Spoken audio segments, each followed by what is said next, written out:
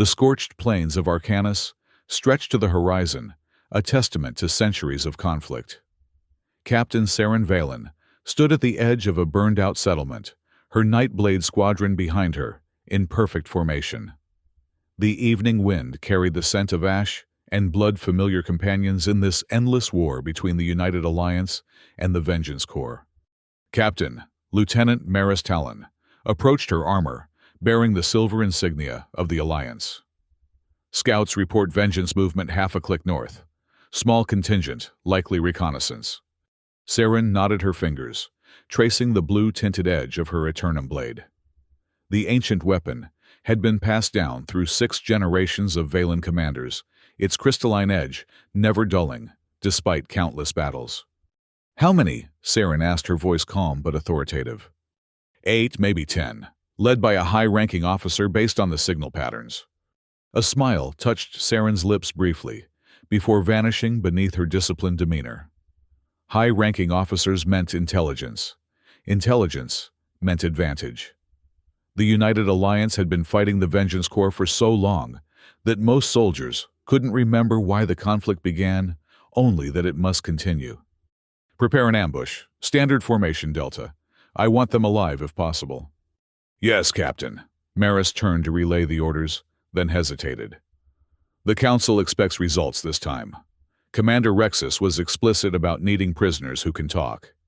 "The Council will have what they need," Saren replied, her tone, making it clear the conversation was over.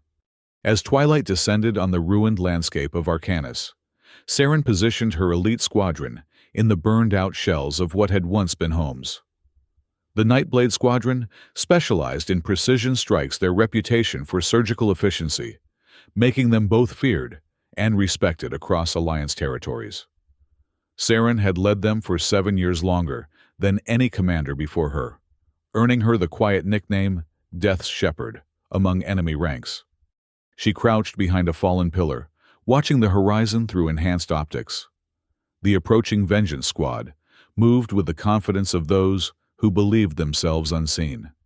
Their leader wore the distinctive crimson armor of a captain, his helmet bearing the mark of the Vengeance elite forces.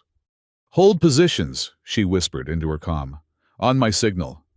The enemy squad entered the kill zone, and Saren felt the familiar calm wash over her. This was where she belonged, in the space between heartbeats, where life and death hung in perfect balance.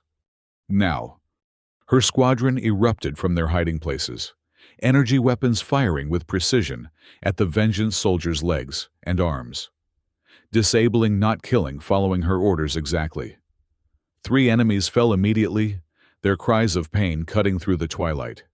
4 more dropped their weapons, recognizing the futility of resistance against the Nightblade. But the captain, the crimson-armored leader, was faster than anticipated. He dodged the initial volley and activated a personal shield, its red glow illuminating his features through his half-visor. His eyes locked with Saren's across the battlefield, a moment of recognition between predators. "Captain Cade Mercer," Saren whispered, recognizing the infamous Vengeance commander from intelligence briefings. He was responsible for the deaths of hundreds of Alliance soldiers, known for his brutal efficiency and unwavering loyalty to the Vengeance cause. While her squad secured the other prisoners, Saren moved toward Mercer with fluid precision, her Eternum blade humming with energy. Mercer drew his own weapon, a standard-issue Vengeance vibroblade that glowed crimson in the gathering darkness. "The famed Captain Valen," he said, his voice distorted slightly through his helmet speaker. "I've heard stories. Surrender, Mercer. Your squad is captured. This fight is pointless." His laugh was cold. "No surrender to Blade Witches. We know what happens to Vengeance officers in your interrogation chambers." Saren circled him cautiously. "You've been misinformed." "Have I?" He lunged suddenly, his blade arcing toward her throat. Saren parried with ease the superior technology of her Eternum blade, sending sparks cascading from the collision. Years of training took over as they engaged in a deadly dance, blades flashing in the dimming light. Mercer fought with unexpected skill, his style blending traditional military techniques with something older, more primal. For every strike Saren delivered, he countered with equal force. They were matched opponents, neither gaining advantage as the duel intensified. "Your reputation is deserved," Mercer grunted after a particularly close exchange. Saren didn't waste breath on response, focusing instead on finding an opening. The rest of her squadron had secured the perimeter, giving her space to handle the Vengeance captain personally. The fight shifted when Mercer activated a secondary function in his armor, a short burst propulsion that gave him momentary aerial advantage. As he descended, Saren calculated the trajectory and timed her counter perfectly. Her Eternum blade sliced upward, catching the edge of his helmet, and continuing through to cut a deep gash across his face from jaw to temple. Mercer crashed to the ground, his helmet split, and falling away to reveal a face contorted in pain. Blood poured from the wound, a stark crimson against his tanned skin. But even injured, he maintained his fighting stance, refusing to concede. "Impressive," Saren acknowledged, circling for the final strike. What happened next occurred in a heartbeat, but would alter the course of their lives forever. As Saren moved in to disarm him, a drop of Mercer's blood, hot and vibrant with life, flew from his face and landed on the crystalline blue surface of her Eternum blade. The weapon pulsed, suddenly a surge of energy running through it, into Saren's arm. Pain lanced through her body as ancient symbols etched themselves into her skin, glowing with the same blue light as her blade. She gasped, momentarily paralyzed by the unexpected agony. Mercer, seeing her distress, could have struck a killing blow. Instead, he paused, confusion evident in his blood-streaked face. When the pain subsided, Saren felt a new presence in her mind, a binding oath as tangible as chains. Horror dawned as she recognized what had happened. The legendary blood oath, a myth among Nightblade carriers, had been activated. By ancient law, the blood of an enemy touching the Eternum blade bound the wielder to protect that life until blood debt was paid. She was now mystically sworn to protect Cade Mercer, her enemy, a Vengeance Corps captain, with her own life if necessary. "Captain," Maris approached cautiously, eyeing the fallen but still conscious Mercer. "Shall we secure the prisoner?" Saren's mind raced. The blood oath was unknown to most, a secret, kept by the Valen lineage for generations. If her squadron discovered she was bound to protect an enemy commander, her leadership and loyalty would be questioned. Yet the oath could not be broken without forfeiting her life. "I'll handle this one personally," Saren said, her voice steady despite the chaos in her mind. "Secure the others for transport." "But Captain Protocol states—" "I'm aware of protocol, Lieutenant." Saren's tone silenced further objection. "This prisoner has intelligence value that requires immediate attention. I'll take responsibility." Mercer watched the exchange with narrowed eyes, clearly sensing something had changed, but unable to understand what. Blood continued to flow from his facial wound, dripping onto the scorched earth. As Maris reluctantly withdrew, Saren knelt beside Mercer, speaking low enough that only he could hear. "Don't move, don't speak. Your life depends on it." Confusion crossed his features, but something in her tone convinced him to comply. Saren quickly applied a medical seal to his wound, stopping the bleeding. The proximity allowed her to see him clearly, for the first time, a man perhaps in his mid-30s, with features that might have been called handsome before her blade marred them. His eyes were a startling gray, intelligent and calculating even in defeat. "Why help me?" he whispered as she finished. "Silence," she ordered, feeling the blood oath pulse in response to his voice. "I'm not helping you. I'm securing a valuable prisoner." But they both knew it was a lie. Something profound had changed in that moment when his blood touched her blade, and neither of them understood exactly what it meant. As night fully claimed the ruins of Arcani, Saren made a decision that would alter the course of the war. Instead of delivering Mercer to Alliance headquarters, she would follow the dictates of the blood oath. It meant becoming a deserter, a traitor in the eyes of the Alliance, but the ancient magic gave her no choice. The journey had begun. Captain Saren Valen of the Nightblade Squadron and Captain Cade Mercer of the Vengeance Corps, bound by blood and ancient magic in a war-torn world that would see them both dead for it. Dawn broke over the barren landscapes of Arcanus's border territories as Saren guided their stolen transport through a narrow canyon. Beside her, Cade Mercer sat in sullen silence, his hands bound before him, the medical seal on his face, already showing signs of the scar that would remain. "You've kidnapped a vengeance officer," he finally said, breaking hours of silence. "The Corps will hunt you for this. Your alliance too, I imagine." Saren kept her eyes on the rugged terrain ahead. "I haven't kidnapped you. I've taken you prisoner." "Then, why aren't we heading toward an alliance facility?" His gray eyes studied her with unsettling intensity. "We've been moving away from alliance territories for hours."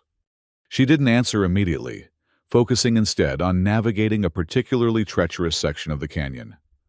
The blood oath pulsed beneath her skin, a constant reminder of her new reality. She had managed to conceal the glowing symbols by wrapping her forearm in combat, bandaging claiming a minor injury from their skirmish. "What happened back there?" Mercer pressed. "Something changed when you cut me. I saw it in your eyes." "You don't need to understand," Saren's voice was tight. "You only need to stay alive." "For interrogation, you mean?" His laugh was bitter. "I won't talk. Your Alliance interrogators can do their worst." Saren glanced at him briefly. "If I wanted you interrogated, we'd be heading to command, not the borderlands." This silenced him for a moment as he processed the implications. "You've gone rogue," he finally concluded, a mixture of surprise and newfound respect in his voice. "It's complicated. Uncomplicate it for me, Captain Valen. I think I've earned that much being your captive and all." Saren sighed, making a decision. Knowledge of the blood oath was supposed to remain within her family line, but circumstances had changed dramatically. If she and Mercer were to survive what was coming, he needed to understand. "My blade is called an Eternum," she began. "It's been in my family for generations past from commander to commander. There are properties to these weapons that few understand." Mercer leaned forward slightly, genuinely interested despite himself. "Magical properties?" "Some would call it magic. Others might say it's advanced technology from before the Great Collapse." She guided the transport around a sharp bend. "When your blood touched my blade, it triggered something called a blood oath, an ancient binding that forces me to protect the blood giver until the debt is repaid." "Protect?" Mercer's eyes widened. "You're saying you're magically compelled to keep me alive?" "Until blood debt is paid, yes." He stared at her for a long moment, then began to laugh. "That's the most ridiculous thing I've ever heard. You expect me to believe some ancient magic is forcing the great Captain Valen to betray her precious alliance for an enemy?" "Believe what you want," Saren replied coldly. "But the fact remains I can't let you die, and I can't deliver you to people who might kill you. That leaves us with limited options." "So where are we going?" "The acid wastes beyond Alliance and Vengeance territories. There's someone there who can help us understand the full nature of the oath." She didn't mention her greater fear that the blood oath might be permanent, binding them together for life. Mercer fell silent, processing this information. Finally, he spoke again, his tone different. "If what you're saying is true, why not just let me go, release me, and be done with it? Because the oath requires me to ensure your safety, not just avoid killing you myself. If I release you, and you die at another's hand, my life is forfeit." She turned to meet his eyes briefly. "And because despite this complication, you're still a vengeance officer with valuable intelligence. I may have to protect you, but I'm still loyal to my cause." "As am I to mine," he replied quietly. They lapsed into silence again as the transport continued through the increasingly desolate landscape. The further they traveled from the war zones, the more the terrain changed, transitioning from battle-scarred plains to naturally barren wilderness. Few ventured into the acid wastes, a region made uninhabitable by ancient weapons that had forever altered the chemistry of the soil and air. By midday, the air had taken on a yellowish tinge, and caustic particles occasionally struck the transport's protective shields, leaving streaks of corrosion. Saren activated additional filtration systems as they penetrated deeper into the forbidden territory. "How can anyone survive out here?" Mercer asked, watching as a small flying creature landed on an exposed rock, only to dissolve within seconds. "Some adapt," Saren replied. "Others have technology from before the collapse that protects them. The person we're going to see, Priest Arca, is said to be one of the oldest living beings on Arcanus." "A priest?" Mercer raised an eyebrow. "I didn't take you for the religious type, Captain." "I'm not. But Arca is the only person I know who might understand the full implications of the Blood Oath." She checked their navigation system. "We should reach the sanctuary by nightfall. And then what, you think this priest will just unbind you, free you from your magical obligation?" Saren's hands tightened on the controls. "I don't know, but I need answers before both our forces hunt us down." Mercer studied her profile with growing curiosity. He had heard stories of Captain Saren Valen, her tactical brilliance, her unwavering dedication to the Alliance, her almost supernatural skill with the blue-bladed weapon she carried. Never had those stories suggested she would sacrifice everything for honor or ancient obligation. "You could have ignored it," he said quietly. "This oath. You could have pretended it didn't happen." She shook her head. "You don't understand. The Blood Oath isn't just a matter of honor. It's a binding at the most fundamental level. Ignore it and it kills you." "Convenient for you that it happened to bind you to me then."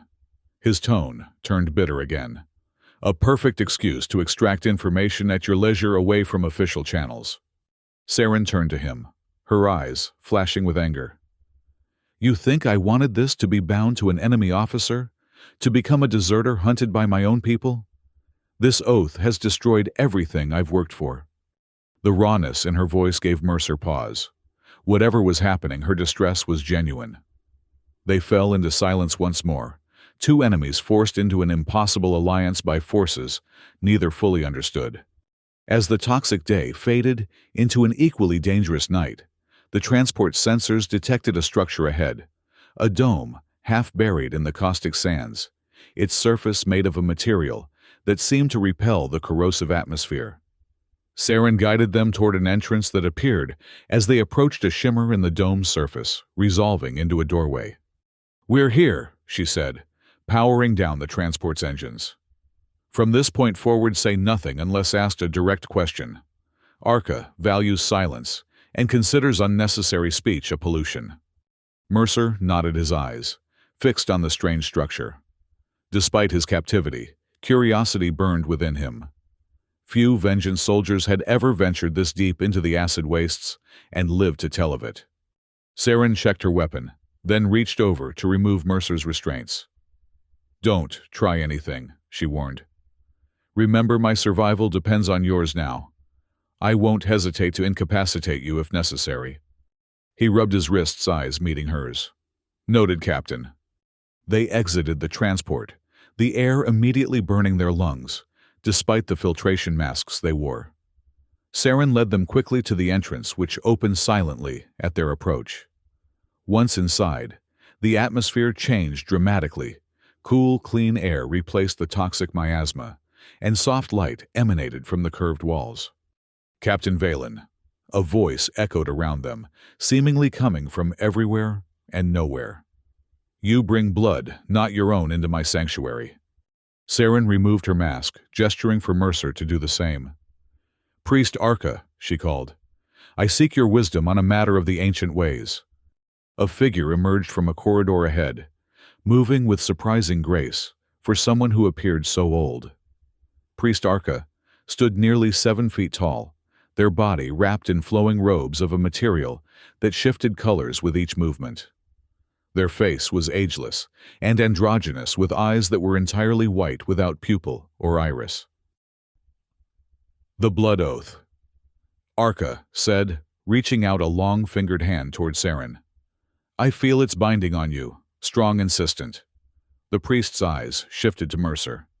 "And you, Bloodgiver. Vengeance blood in Alliance veins. How peculiar the patterns of fate." Mercer remained silent as instructed, though his eyes widened at the priest's immediate understanding of their situation. "You know of the oath," Saren said, relief evident in her voice. "Can it be broken?"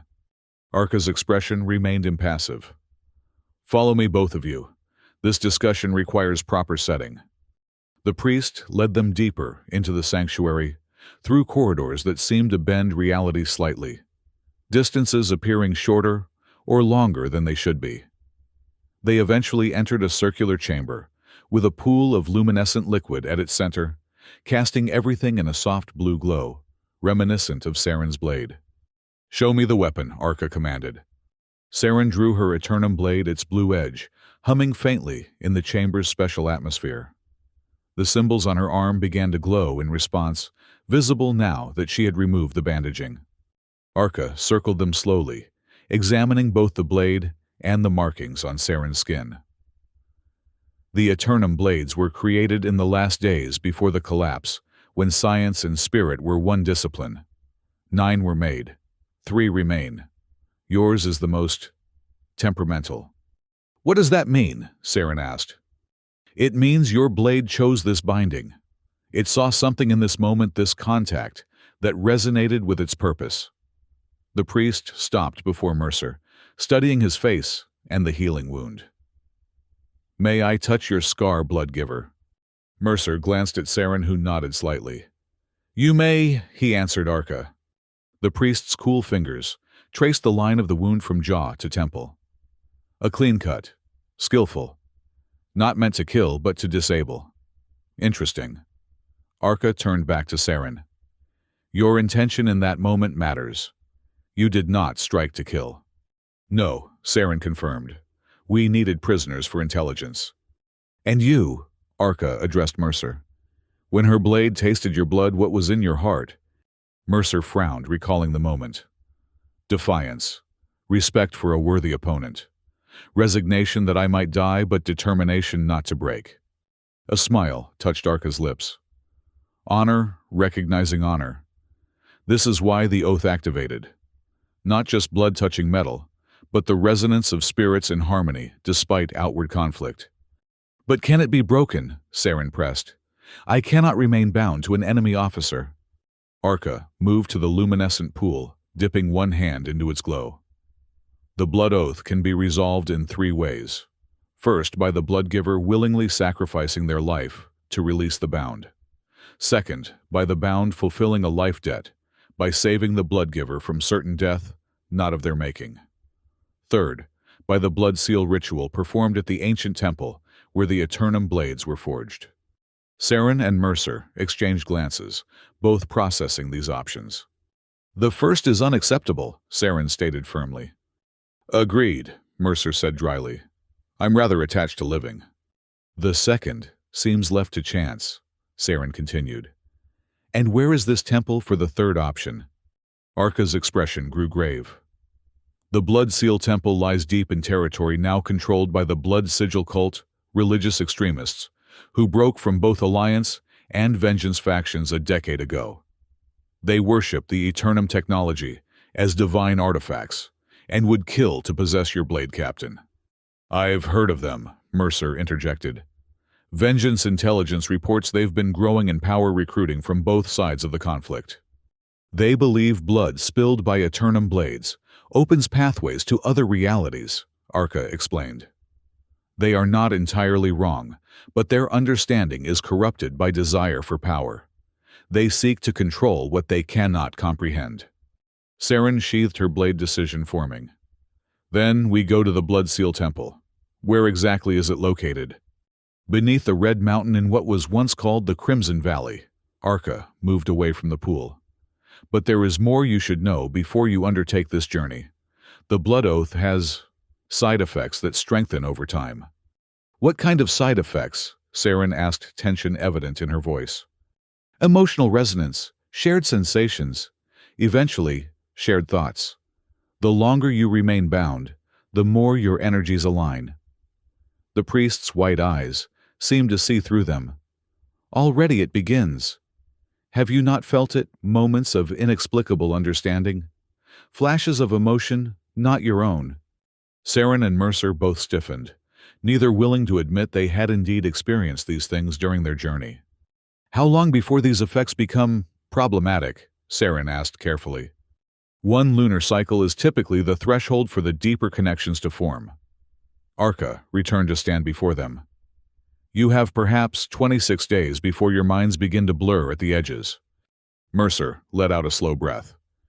"Then we'd better find this temple quickly." "You will not find it without help," Arca said. "The Blood Sigil cult guards all approaches. But I can provide guidance and something that may aid your journey." The priest moved to a recess in the wall, retrieving a small crystal vial, filled with the same luminescent liquid from the pool. "Essence of the first binding. Should your oath become too difficult to bear before you reach the temple, a drop of this on the blade will temporarily suppress its effects." Saren accepted the vial carefully. "Thank you, Priest Arca." "Do not thank me yet, Captain Valen." Arca's tone was solemn. "The path you walk now is dangerous in ways you cannot yet comprehend. The Blood Oath reveals truths as much as it binds. Some find these truths more difficult to bear than the binding itself." The cryptic warning hung in the air as Arca led them to quarters where they could rest before continuing their journey. Two small rooms adjacent to each other, Spartan but clean, with beds that promised relief after the tension of the day. "Rest," Arca instructed. "The acid wastes are most navigable at dawn. I will provide maps and supplies when you depart." Left alone in their separate quarters, Saren and Mercer each confronted the implications of what they had learned. The Blood Oath was more complex and dangerous than either had imagined, with consequences extending beyond their immediate predicament into the core of the conflict they had both served for so long. In her room, Saren removed her armor, revealing the glowing symbols that now extended halfway up her arm. She studied them in the dim light, fingers tracing the intricate patterns that bound her to a man who should have been simply another enemy to eliminate. The irony was not lost on her. She, who had dedicated her life to the Alliance, was now exiled from it, protecting a vengeance officer. Next door, Mercer examined his healing wound in a reflective surface. The advanced medical seal was doing its work, but he would carry Saren's mark for life, a fitting visual representation of their bizarre connection. He had joined the Vengeance Corps after Alliance forces destroyed his hometown, believing completely in their cause. Now he was forced to cooperate with the enemy, his survival tied to hers, by ancient technology he barely understood. Neither slept well that night, both plagued by dreams that seemed partly their own, and partly something else, fragments of memories they hadn't experienced, emotions they couldn't identify as theirs alone. The Blood Oath was already working its influence, subtly merging their consciousness, as Arca had warned. The journey ahead would test not only their ability to survive in hostile territory, but the very foundations of the beliefs that had defined them throughout a lifetime of war. Enemy territories, extremist cults, and the mysteries of ancient technology awaited, but perhaps most dangerous of all, were the truths about themselves and the conflict they served that the Blood Oath would inevitably reveal. The transport hummed across the barren landscape as dawn broke over the acid wastes. Inside, Saren studied the maps Priest Arca had provided, plotting their course toward the Red Mountain and the hidden Blood Seal Temple. Beside her, Mercer examined a handheld scanner, monitoring the toxic atmosphere outside. "Acid levels are decreasing," he noted. "We're approaching the edge of the wastes." Saren nodded, without looking up from the maps. "That means we'll be re-entering contested territories soon. Both Alliance and Vengeance patrols to worry about, not to mention Blood Sigil cultists." The hours since they left Arca's sanctuary had passed in relative silence, each lost in their own thoughts, yet increasingly aware of the other's emotional state, a subtle but unsettling manifestation of the Blood Oath's side effects.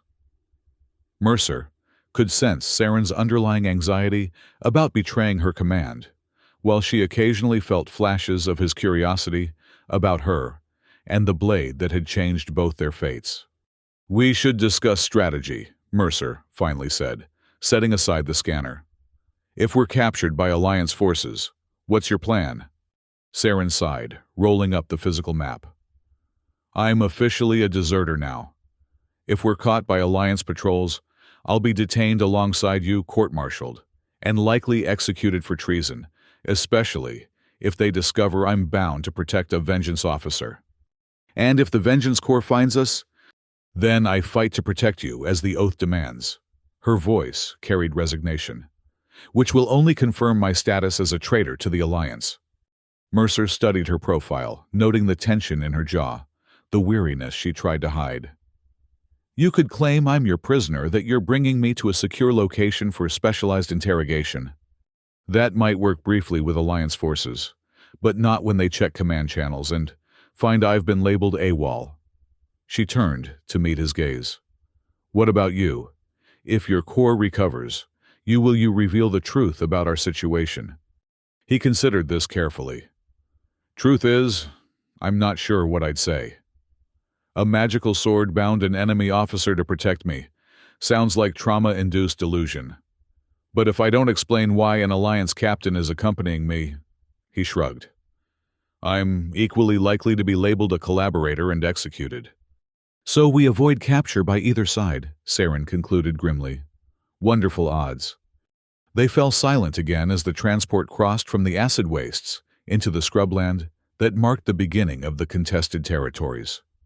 The landscape gradually showed more signs of life: hardy vegetation, occasional small creatures scurrying between rocks, but also more evidence of the ongoing conflict blast, craters, abandoned military equipment, the occasional unmarked grave. "I've been fighting this war for 12 years, Mercer said suddenly, his eyes on the battle-scarred terrain. "Joined at 18 after an Alliance bombing run destroyed North Haven settlement." Saren tensed. North Haven was a Vengeance weapons depot. It was a civilian agricultural community. He countered, anger flaring briefly. "My parents, sister, everyone I knew, killed because Alliance intelligence misidentified grain silos as missile stockpiles." She wanted to argue to defend the Alliance's actions with the official explanation she'd been given during her officer training, but something stopped her. Perhaps the raw pain she could feel emanating from him through their growing connection, or perhaps her own emerging doubts about the narratives she'd accepted without question for so long. "I'm sorry," she said instead, surprising them both with her sincerity. He nodded slightly, accepting her words. "What about you? Why the Alliance?" "Family tradition. The Valens have served for generations. My mother was a general, her mother before her a commander." Saren's fingers unconsciously traced the wrapped section of her arm, where the oath markings continued to spread.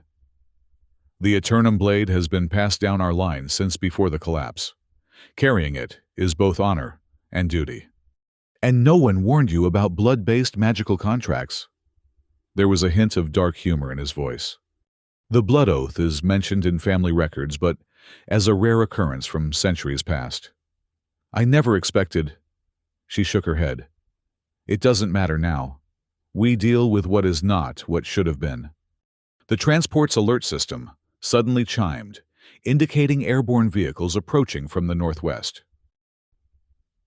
Alliance patrol configuration. Saren identified, immediately checking the scanner. 3 skimmers, standard sweep pattern. They'll intercept our course in approximately 7 minutes. Mercer tensed. "Options. Limited. This transport isn't built for combat or high-speed evasion." She quickly studied the terrain map. "There's a canyon system 2 kilometers east. If we can reach it before they spot us, we might lose them in the magnetic interference." She altered their course, pushing the transport to its maximum safe speed as they raced toward the canyon. The vehicle struggled across the rough terrain systems, protesting the sudden demands. Behind them, the Alliance patrol drew steadily closer, their superior engines giving them a clear advantage. "They're hailing us," Mercer noted as the communication system lit up. "Ignore it. Once they scan this vehicle's signature, they'll know it was reported stolen from the Nightblade Squadron's inventory." Saren's hands moved expertly over the controls, coaxing every bit of performance from the aging transport. The canyon entrance appeared ahead, a jagged split in the ancient rock face. As they approached, Saren activated the transport's minimal cloaking capabilities, not enough to make them invisible, but sufficient to confuse sensors briefly. "Brace yourself," she warned, plunging the transport into the narrow canyon at a speed well beyond safety parameters. The vehicle shuddered as its shielding scraped against stone walls' alarm systems, blaring warnings that Saren systematically silenced. She navigated with intense concentration, years of combat piloting evident in her precise movements, as she wove through passages barely wide enough to accommodate their vehicle. Behind them, two of the Alliance skimmers attempted to follow, while the third maintained position at the canyon entrance.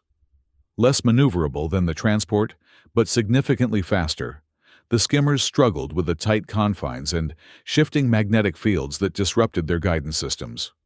"There's a cavern ahead according to these scans," Mercer called out, monitoring the sensor readings. "If we can reach it, the magnetic concentration might be enough to lose them completely."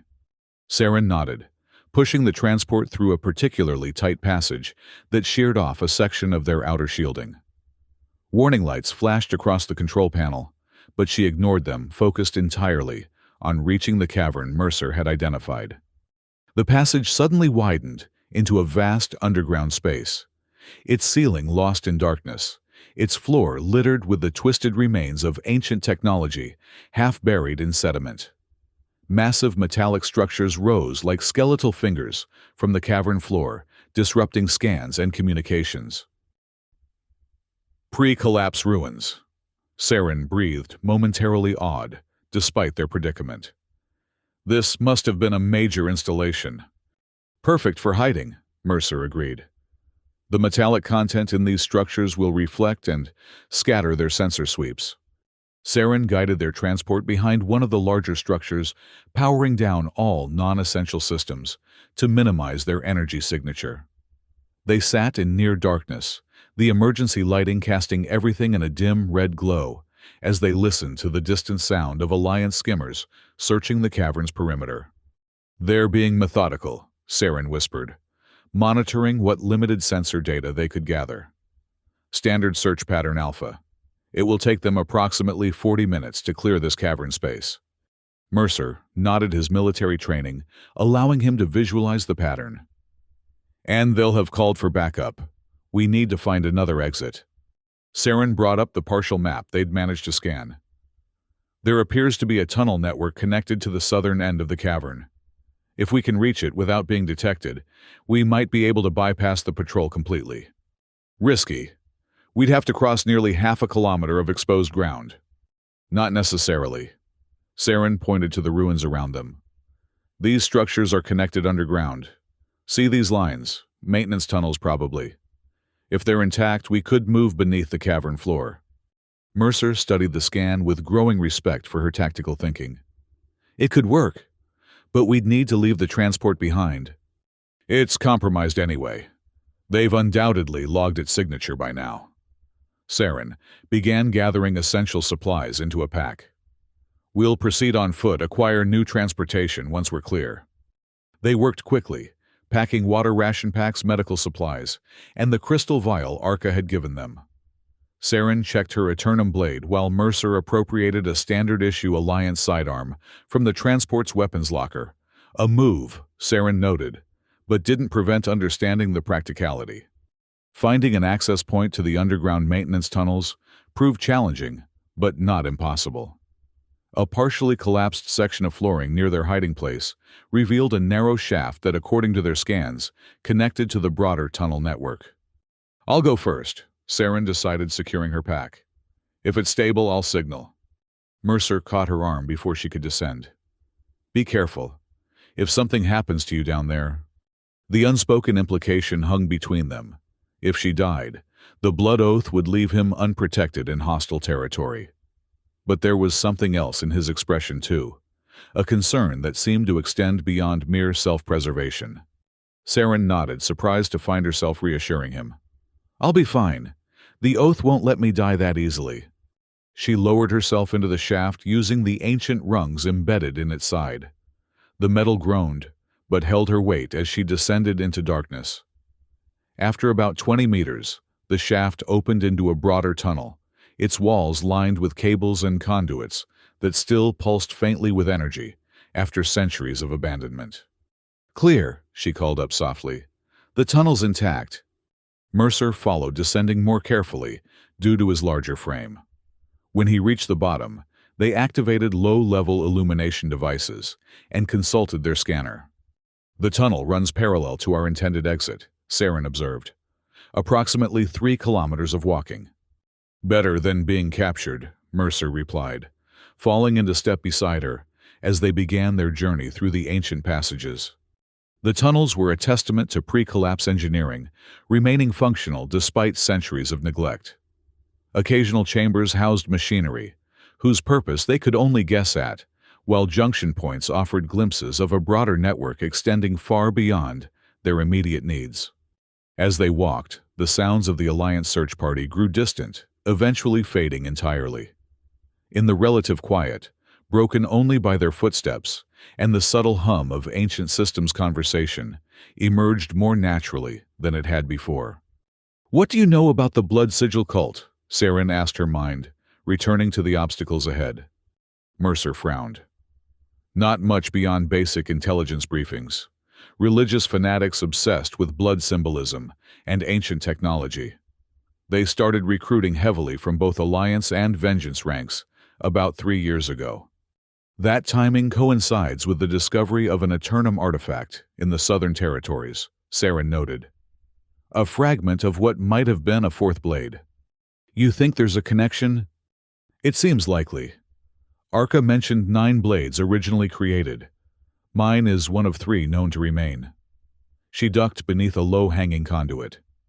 "If the cult is seeking these weapons specifically, it might explain their interest in the Red Mountain region."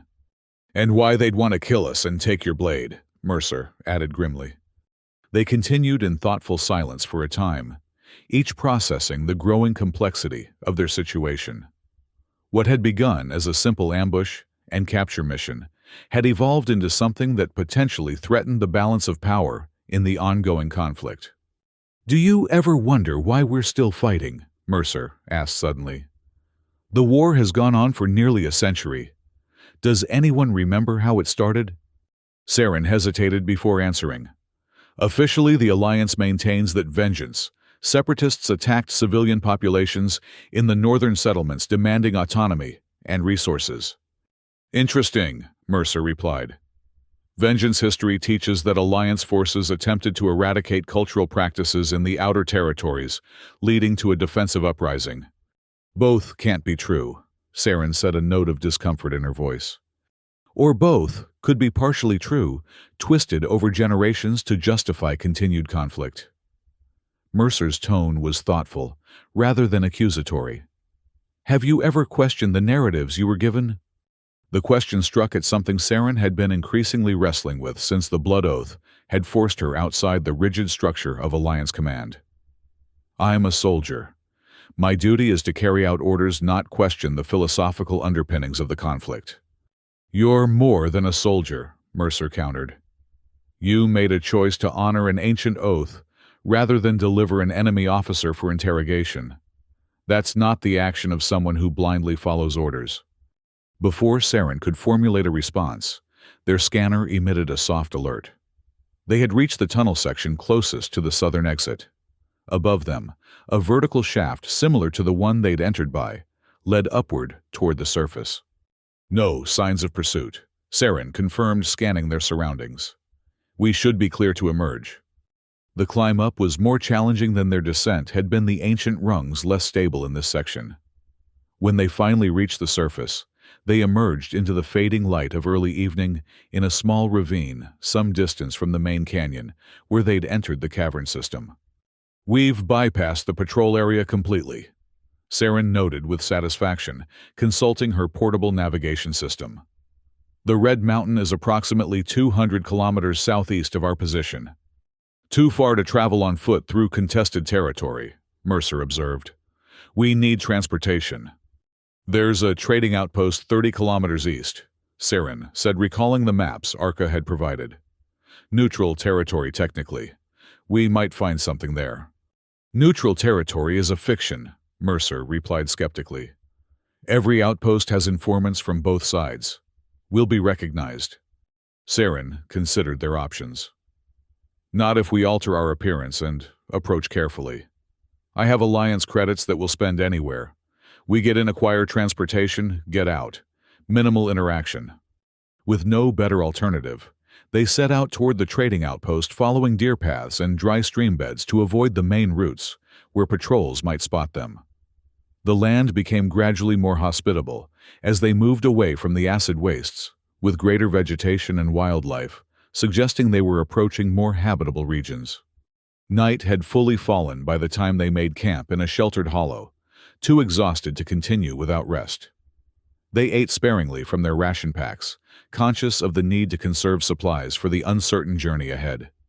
As Saren prepared to take the first watch, she noticed Mercer examining the wound on his face, which had begun to scab over beneath the medical seal. "It will leave a scar," she acknowledged. "But the medical technology in that seal is advanced. The scarring should be minimal." He shrugged. "Scars tell stories. This one will be unique." "Does it pain you?" The question emerged before she could consider why she was asking. "Less than it should," he replied, then looked at her curiously. "Why do you ask, concerned about your handiwork?" "The blood oath connects us. Your pain registers." She hesitated, uncertain how to describe the sensation. "It's not that I feel it exactly, but I'm aware of it." An echo. Mercer nodded slowly. "I've felt something similar. When you're anxious or frustrated, there's a pressure. Here." He touched his temple. "Arca warned us about this." "The emotional resonance," Saren confirmed. "It's progressing faster than I expected." They sat in silence for a moment, contemplating the implications of their deepening connection. Finally, Mercer spoke again, his tone careful. "At the risk of making this more awkward than it already is, I should tell you, when we were in those tunnels, I could sense your reaction to my question about questioning orders. It felt like uncertainty, doubt." He met her eyes. "I didn't mean to intrude on your thoughts." Saren stiffened. "You didn't, and you're mistaken about what you sensed." "Am I?"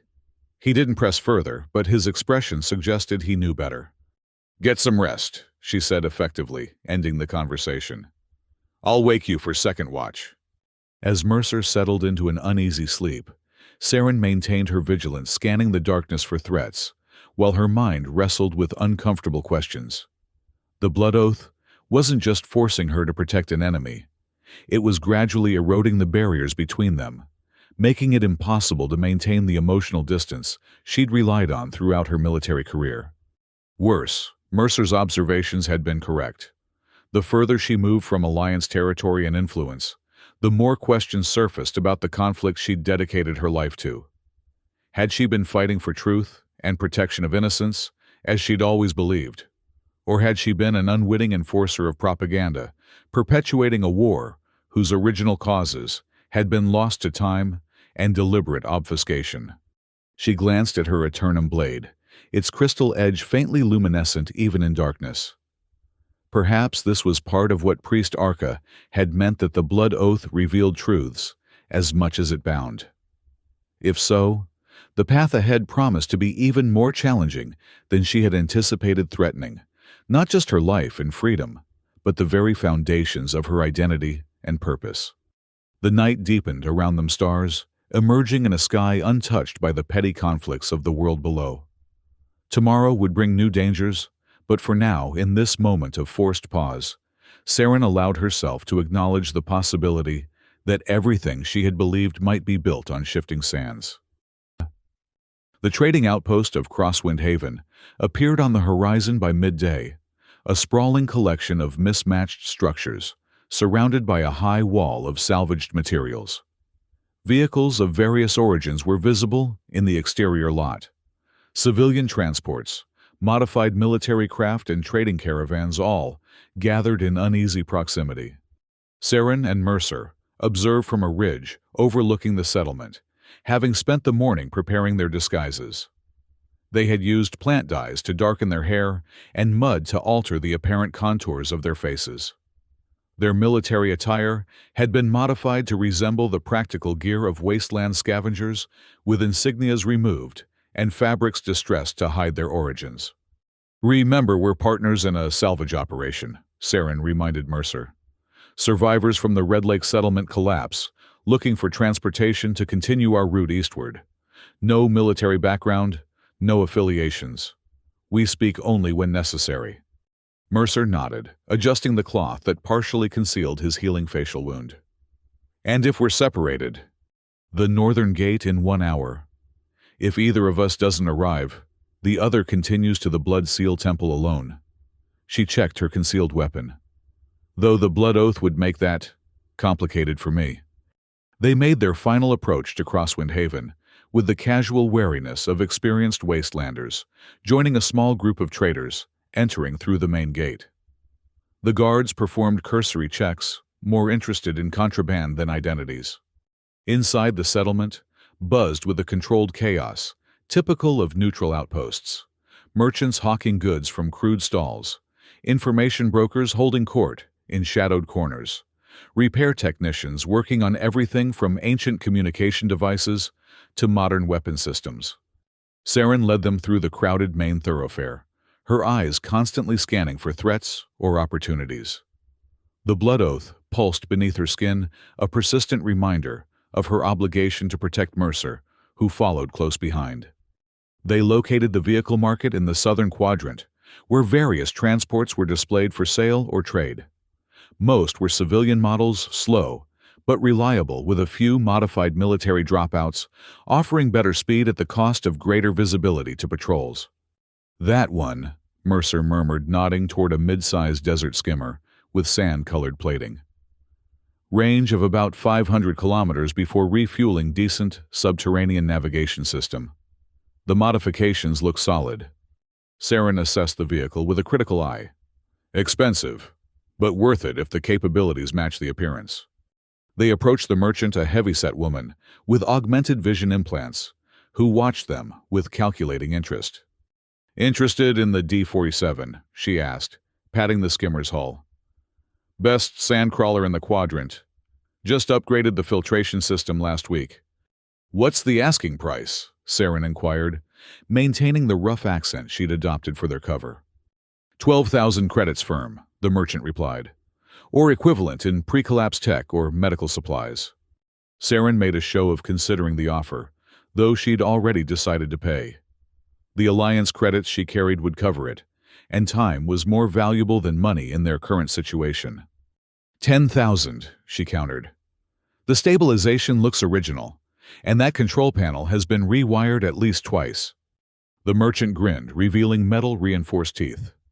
"Observant. 11,000, and I'll throw in extra fuel cells." "Done." Saren produced a credit chip, carefully shielding the transaction from prying eyes. As the merchant processed the payment, Mercer casually scanned their surroundings. His posture suddenly stiffened, attention caught by something or someone across the marketplace. "We need to go," he said quietly. "Now." Saren followed his gaze to where 3 individuals in nondescript clothing were moving through the crowd with purpose, their bearing unmistakably military, despite their civilian disguises. "Vengeance," she whispered. "Special operations, hunters. They're looking for someone specific." The merchant returned with the vehicle's access codes, oblivious to the tension. "All yours. Fuel cells are in the rear compartment. Safe travels." Saren accepted the codes with a nod, and they moved toward the skimmer, keeping the bulk of the vehicle between themselves and the approaching Vengeance operatives. They were halfway inside when a shout cut through the marketplace noise. "Captain Mercer!" Mercer froze momentarily, then ducked fully into the skimmer. "They've made me. We need to move." Saren activated the vehicle systems, which hummed to life with encouraging efficiency. The merchant backed away, suddenly recognizing the potential for violence and wanting no part of it. "Stop them!" The lead Vengeance operative pushed through the crowd, drawing a concealed weapon. "Traitor and Alliance prisoner." The skimmer lurched forward, as Saren engaged the main thrusters, narrowly missing a weapons dealer's stall. The marketplace erupted into chaos, civilians scattering as the Vengeance operatives opened fire. Energy bolts struck the skimmer's rear shielding, causing warning lights to flash across the control panel. "They're calling for backup," Mercer reported, monitoring the communication frequencies. 2 patrols within response range. Saren navigated the crowded pathways of Crosswind Haven with reckless precision, the skimmer's superior maneuverability, allowing them to put distance between themselves and their immediate pursuers. But the outpost's main gates had already begun closing in response to the disturbance. "Alternate exit," she demanded, hands flying over the controls. Mercer accessed the skimmer's navigation system. "East wall has a maintenance passage, used for waste disposal. Narrow, but we might fit." Saren altered their course, sending the skimmer careening down increasingly tight alleyways toward the eastern section of the settlement. Behind them, alarms blared as the Vengeance operatives mobilized a response. They found the maintenance passage a rusted tunnel barely wider than their vehicle, guarded by a single attendant, who fled at their approach. Saren didn't slow, plunging the skimmer into the dark opening as energy weapons fire peppered the wall behind them. "Shields down to 60%. Mercer reported, bracing himself as the skimmer scraped against the tunnel walls. "They'll hold," Saren replied, through gritted teeth focused entirely on navigating the narrow passage. The tunnel abruptly ended, dropping them into a wide waste collection area beyond the settlement's walls. Saren immediately engaged the skimmer's desert configuration, extending stabilizers designed for sand travel as they accelerated away from Crosswind Haven. 2 pursuit vehicles launching, Mercer warned, monitoring the scanner. "Vengeance pattern heavily armed. ETA 3 minutes." Saren pushed the skimmer to maximum speed, heading for a region of massive dunes to the southeast. "We need terrain advantage. Those pursuit craft are faster in open ground, but struggle with fine navigation in complex environments." The skimmer performed admirably its modified systems, allowing it to skim over the loose sand without losing traction. As they entered the dune sea, Saren executed a series of sharp turns, using the towering sand formations to break pursuit tracking. "They're splitting up," Mercer noted, "trying to flank us." Saren nodded grimly. "Standard containment protocol. They're good." She guided their vehicle into a narrow passage between 2 massive dunes, then cut power momentarily, allowing the skimmer to slide down into a depression hidden from aerial view. The pursuing craft passed overhead scanners, sweeping the area, but failing to penetrate the dense sand layers. "They'll realize the trick soon," Saren whispered, though there was no need for quiet. "We need to change direction completely once they're past." Mercer studied the navigation display. "There's a deep canyon system 10 kilometers west. Rock formations would mask our signature even better than these dunes." Saren reactivated the skimmer at minimal power, guiding it along the base of the dunes in the opposite direction from their previous course.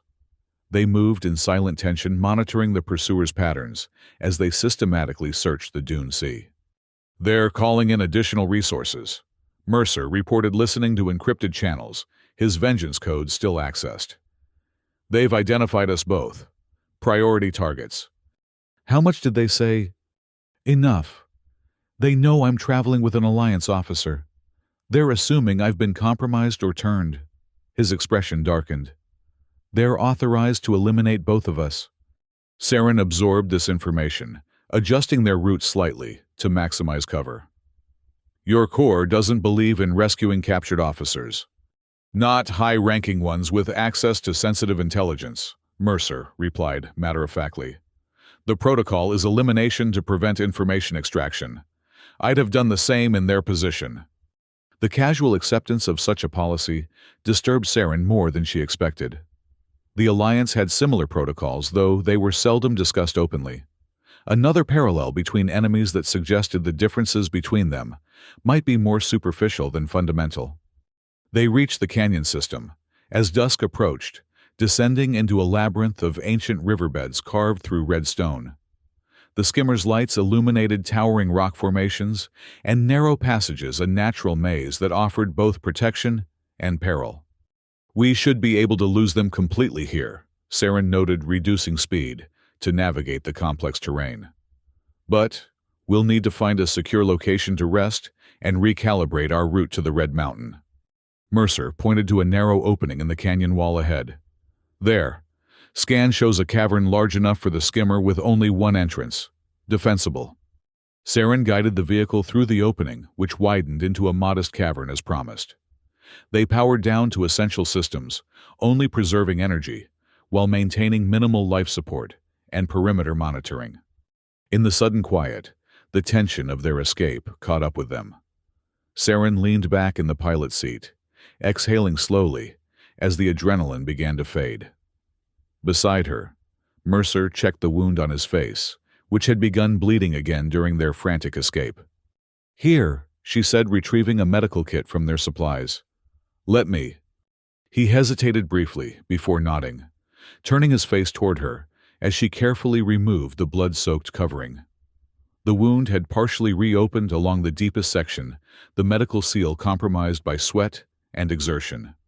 Saren cleaned the injury with practiced efficiency, her fingers gentle despite the clinical nature of the task. "You should have said something earlier," she admonished quietly. "Infection in these conditions could be deadly." "There were more immediate threats," he replied, wincing slightly as she applied a fresh medical seal. "Besides, I wasn't sure you'd care." "The blood oath gives me little choice," she said, though they both recognized the deflection in her words. As she finished treating the wound, their proximity stirred the connection between them, making both acutely aware of the other's emotional state. Saren felt Mercer's gratitude mingled with confusion about his changing perception of her, while he sensed her reluctant concern and growing uncertainty about the broader conflict that had defined their lives. "Thank you," he said simply, as she put away the medical supplies. Saren nodded, moving to the navigation system to distract herself from the unwelcome intimacy of the moment. "We've been forced west of our intended route," she observed. "But this canyon system might actually provide better cover for the remainder of our journey. If we follow it southeast, we can approach the Red Mountain from the less monitored western face. The downside being that the western approach is more difficult terrain," Mercer noted, joining her at the display. "Especially the final ascent to the temple location." "True, but given the choice between difficult terrain and vengeance patrols." She left the conclusion obvious. "Agreed." He studied the topographical rendering. "These canyons eventually connect to the Crimson Valley that Arca mentioned. If the Blood Seal Temple is beneath the mountain, as they said, there might be hidden entrances throughout the valley floor." They plotted a new route, estimating 3 days of careful travel through the canyon system to reach the outer boundaries of Blood Sigil territory. The immediate danger had passed, but both knew that each day strengthened the Blood Oath's effects, bringing them closer to the threshold Arca had warned about, when their minds would begin to blur at the edges. As they prepared for rest-taking shifts to maintain watch, the question of what would happen if they reached the temple and successfully broke the Blood Oath hung unspoken between them. They would return to being enemies, their brief alliance ended, each returning to opposite sides of a conflict that suddenly seemed less clearly defined than before. For the first time since the Blood Oath had been activated, Saren found herself uncertain about whether breaking it would be a victory, or merely an exchange of one complicated situation for another. The thought disturbed her challenging core assumptions about loyalty and purpose that had guided her entire adult life. In the darkness of the cavern, with only the soft hum of the skimmer's systems breaking the silence, she watched Mercer sleeping during her watch. The enemy officer, the vengeance captain, the man she was magically bound to protect, labels that seemed increasingly inadequate to describe the complexity of their shared circumstance. The Blood Oath pulsed beneath her skin, a constant reminder of connection and obligation. But something else was growing alongside it, something neither ancient magic nor military training had prepared her for understanding. And understanding, Saren was beginning to realize, was far more dangerous to everything she had believed than any enemy could ever be. The canyon system stretched before them like a labyrinth of red stone and shadow, their skimmer navigating passages barely wide enough to accommodate its frame. 3 days had passed since their escape from Crosswind Haven, and the Vengeance pursued 3 days of careful progress through increasingly difficult terrain as they approached Blood Sigil territory. Inside the vehicle, tension had grown alongside their strengthening connection. The Blood Oath's effects were accelerating, making it increasingly difficult for either of them to maintain emotional privacy. Stray thoughts, occasionally transferred between them without intention, creating moments of uncomfortable intimacy that neither knew how to address. "We're approaching the boundary," Mercer noted, studying the navigation display. "Crimson Valley begins approximately 5 kilometers ahead." Saren nodded, focusing on guiding the skimmer through a particularly narrow section. "Any sign of Blood Sigil activity?" "Nothing definitive. Some unusual energy readings near the valley entrance. Could be surveillance systems or defensive measures." He frowned, adjusting the scanner settings. "There's something else, though.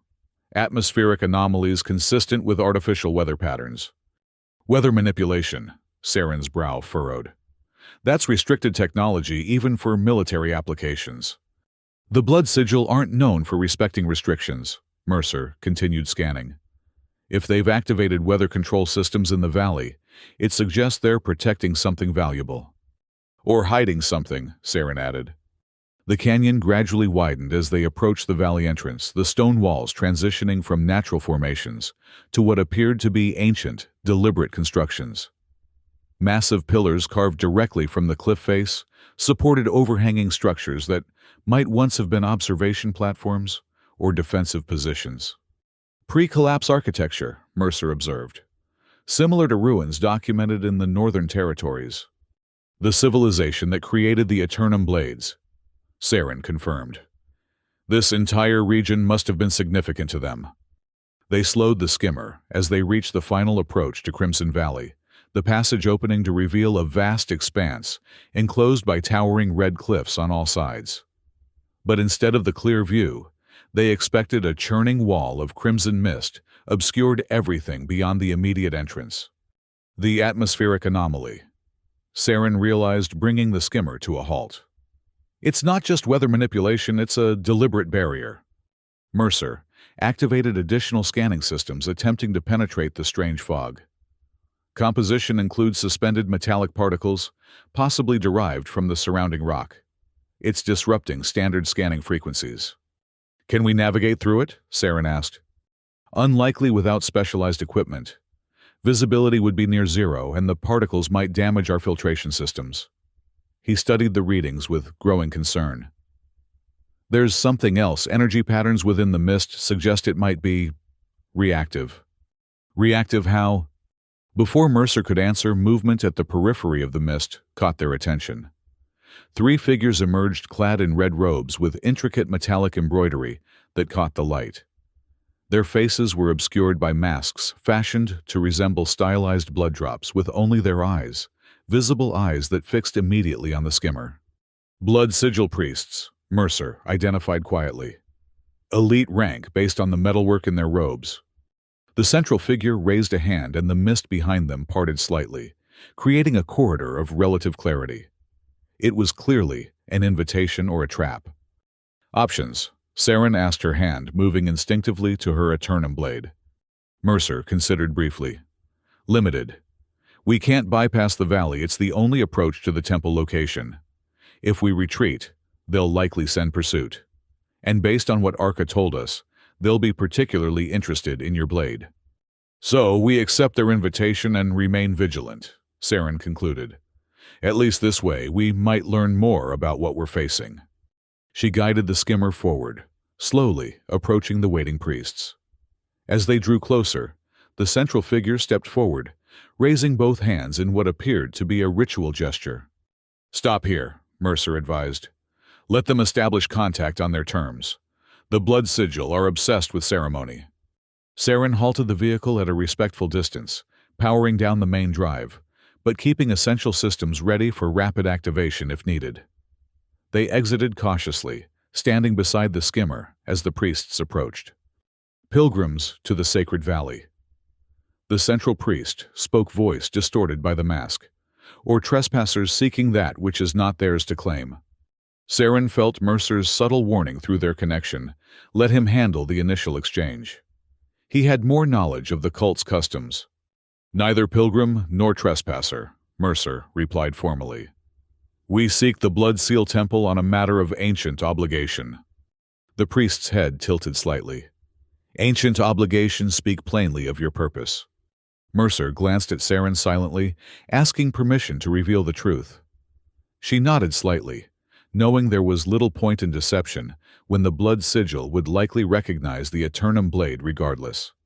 "A blood oath has been activated," Mercer explained, gesturing to Saren. "The carrier of an Eternum blade seeks the temple to resolve the binding." The reaction was immediate. All three priests stiffened their attention, fixing on Saren with new intensity. "Show the blade," the central priest demanded.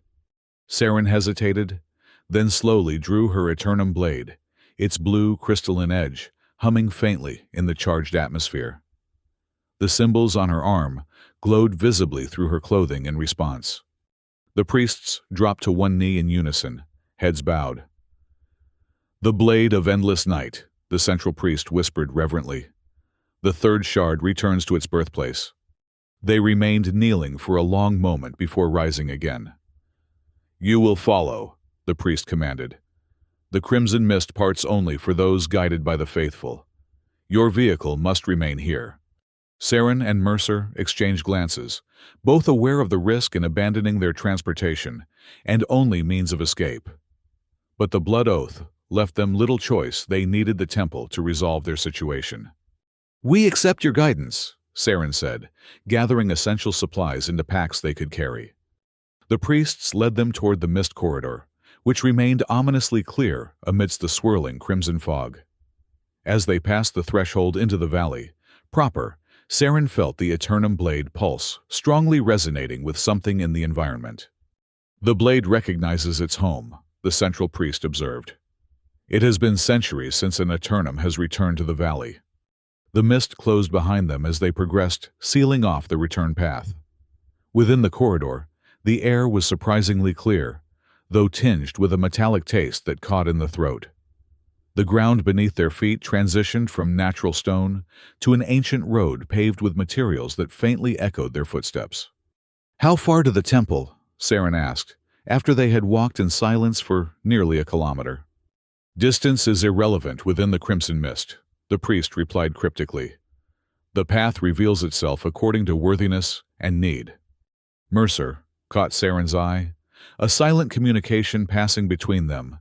"Maintain alertness, watch for opportunities, trust nothing." The blood sigil's reverence for the Eternum blade might temporarily ensure their safety, but their ultimate goals remained unknown.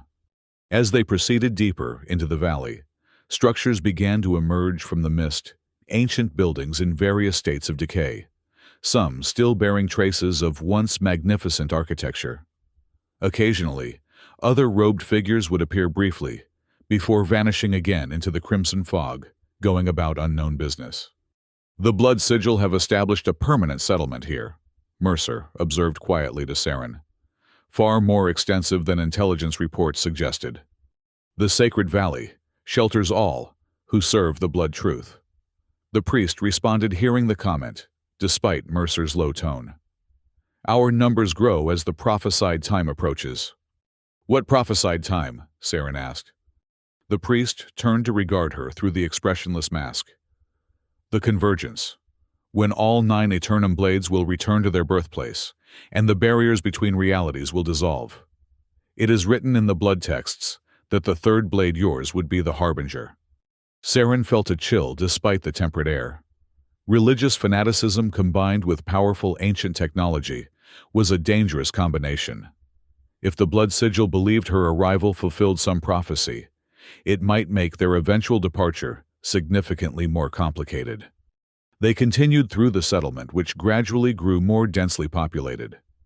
Blood sigil adherents of various ranks moved about their tasks, some acknowledging the priests with deferential gestures, others stopping to stare at the outsiders, particularly at Saren's partially concealed Eternum blade.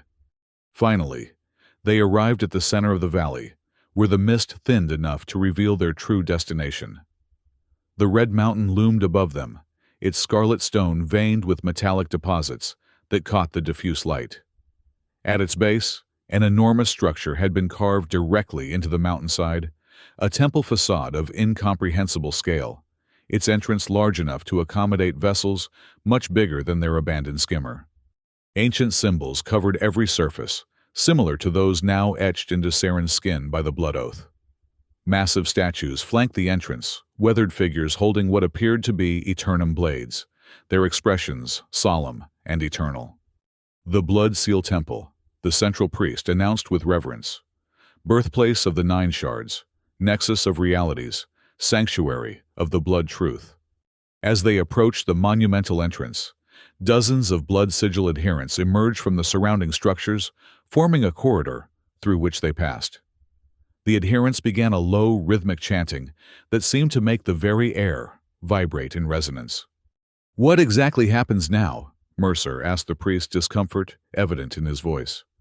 "You will be presented to the High Oracle," the priest replied, "the one who interprets the blood truth and guides our sacred work.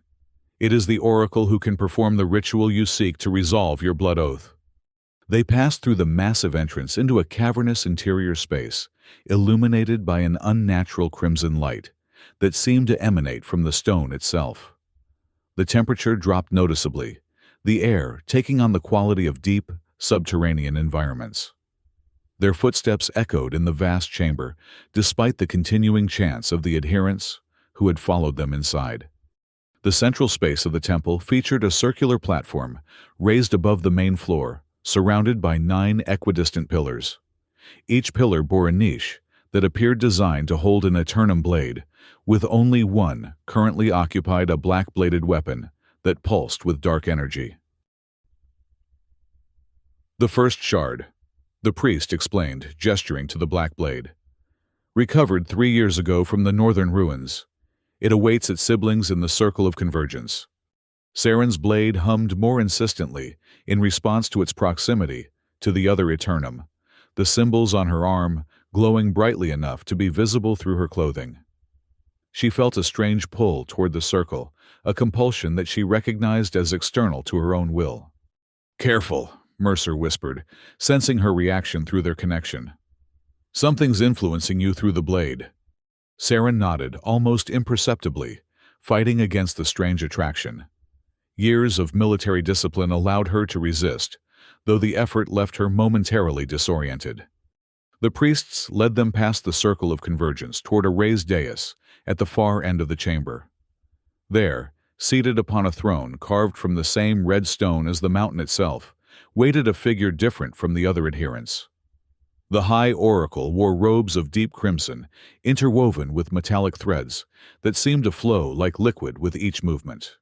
Unlike the mask-wearing priests, the Oracle's face was uncovered, revealing features neither distinctly male nor female, with skin bearing intricate patterns that matched the symbols on Saren's arm.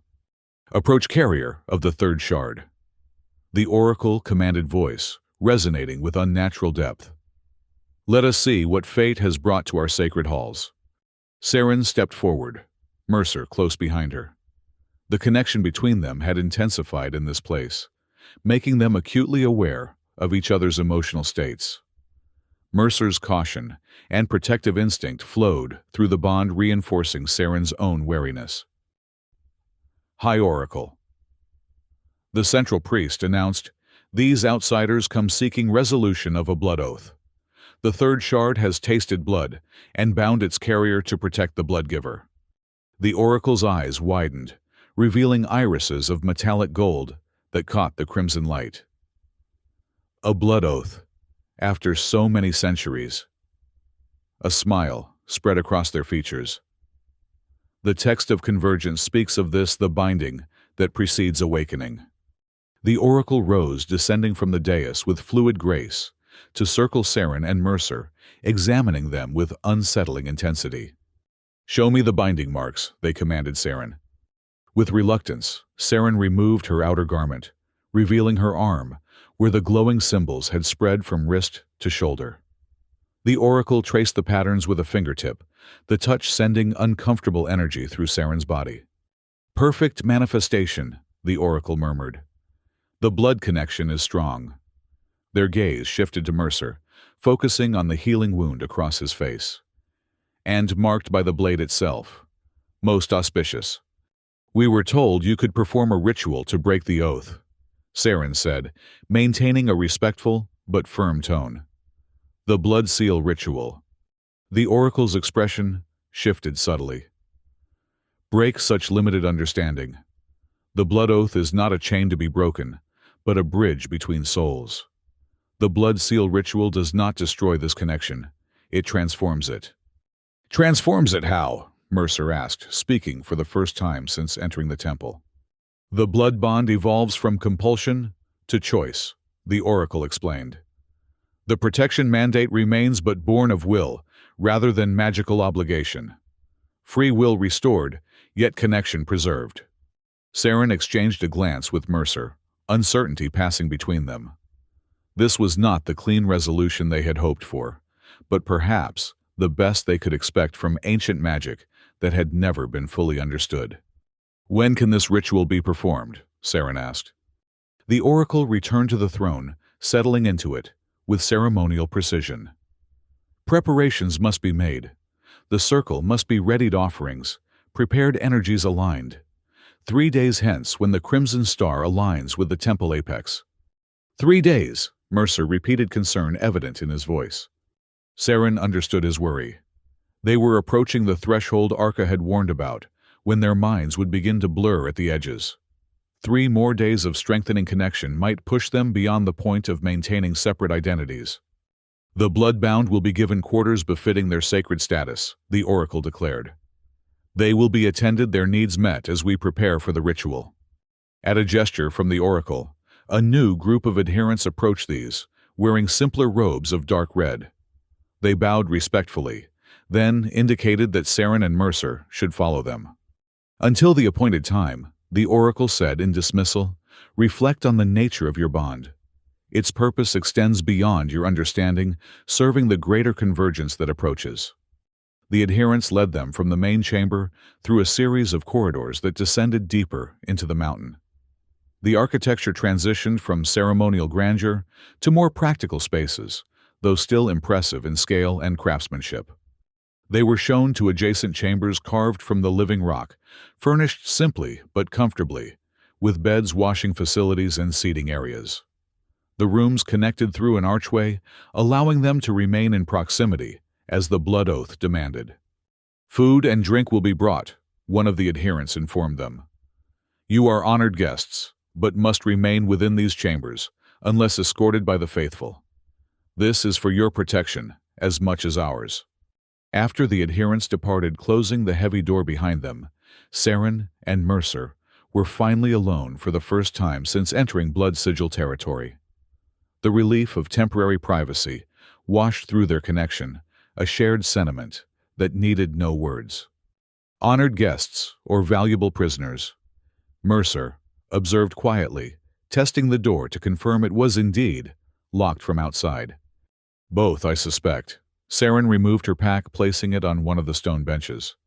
"They revere the Eternum Blade, but that doesn't mean they respect our autonomy." The oracle's explanation of the ritual was conveniently vague. Mercer noted, moving to examine the chamber's features. "Transformation, rather than breaking. I'm not sure I trust their interpretation." "Nor I." Saren drew her blade, studying its luminescent edge. "But we have limited options. The blood oath continues to strengthen, and we're running out of time before the threshold Arca warned us about." Mercer approached, stopping at a respectful distance. "I can feel it too. The blurring at the edges. Thoughts that aren't quite mine appearing without warning." Saren nodded, sheathing the blade. "We need to maintain our separate identities as much as possible. Focus on core memories, defining experiences. It might help slow the progression." They fell silent, each retreating slightly into their own space, while maintaining the proximity that eased the blood oath's demand. The weight of their situation pressed heavily, trapped in a cult stronghold, awaiting a ritual they didn't fully understand, while their very minds threatened to merge beyond recognition. "Tell me about your home," Mercer said suddenly. "Not Alliance territory generally. Your actual home before the military." Saren looked at him with surprise. "Why?" "Distinct memories. Personal history that's uniquely yours. It might help reinforce the boundaries between us." He settled onto one of the benches. "Unless you'd rather not." She considered his reasoning and found it sound. "The southern coastal settlements. My family maintained a dwelling on the cliffs overlooking the Sapphire Sea.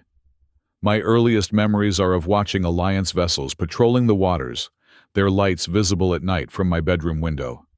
The image formed clearly in her mind, and through their connection, Mercer could see it too. The moonlight on dark water, distant ships moving in formation, a child's wonder at the protectors of her world.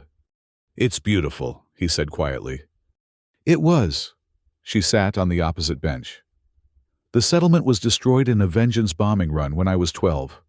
My family relocated to Central Alliance territory after that." Mercer's expression darkened. "I'm sorry." "It was war," she replied simply. "Your turn." He nodded, accepting the exchange. "The agricultural plains of the northern territories. My family cultivated adaptive grain varieties that could grow in soil, damaged by early war chemical weapons. We lived simply, but well. Community-focused existence." Saren received the images through their connection. Endless fields of blue-tinged grain community, harvesting ceremonies, a younger Mercer, helping his father repair sophisticated agricultural drones. "Until the Alliance bombing," she said softly now, understanding the source of his earlier pain when he mentioned North Haven settlement.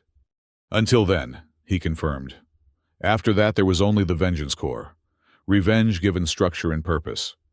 The parallels in their experiences hung between them both, shaped by the conflict's collateral damage. Both driven to military service by losses, both believing completely in the righteousness of their respective causes. Until now. Food arrived as promised, delivered by silent adherents, who placed covered trays on a central table before departing. The meal was surprisingly elaborate. Roasted meat, fresh vegetables, bread, still warm from baking, suggesting the blood sigil's resources were greater than either military force had estimated. As they ate, they continued exchanging memories, building a stronger understanding of each other, while attempting to reinforce the boundaries between their identities. Childhood experiences, training challenges, first combat missions, each narrative helping to define the speaker while providing context for the listener.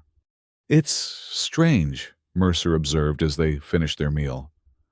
"A week ago, if someone had told me I'd be sharing life stories with Captain Saren Valen of the Nightblade Squadron, I'd have questioned their sanity. And if they'd said you'd be magically bound to protect a vengeance officer, dining in a cult stronghold carved into a mountain," Saren replied with unexpected humor. Mercer smiled, the expression transforming his features, despite the healing wound across his face. "I'd have had them committed for psychological evaluation." The moment of levity faded as reality reasserted itself. "We need to plan," Saren said, lowering her voice despite the apparent privacy of their chambers. 3 days until the ritual, but we can't simply wait passively." "Agreed." Mercer moved closer, speaking quietly. "We should learn as much as possible about this place, the ritual escape routes if necessary." The blood sigil seemed genuine in their reverence for the Eternum blade, but that doesn't mean the ritual will work as promised. "Or that they'll let us leave afterward," Saren added. "The Oracle called my blade the harbinger of some convergence. I doubt they'll willingly part with it once the ritual is complete." They spent the next hours developing contingency plans, considering various scenarios and responses.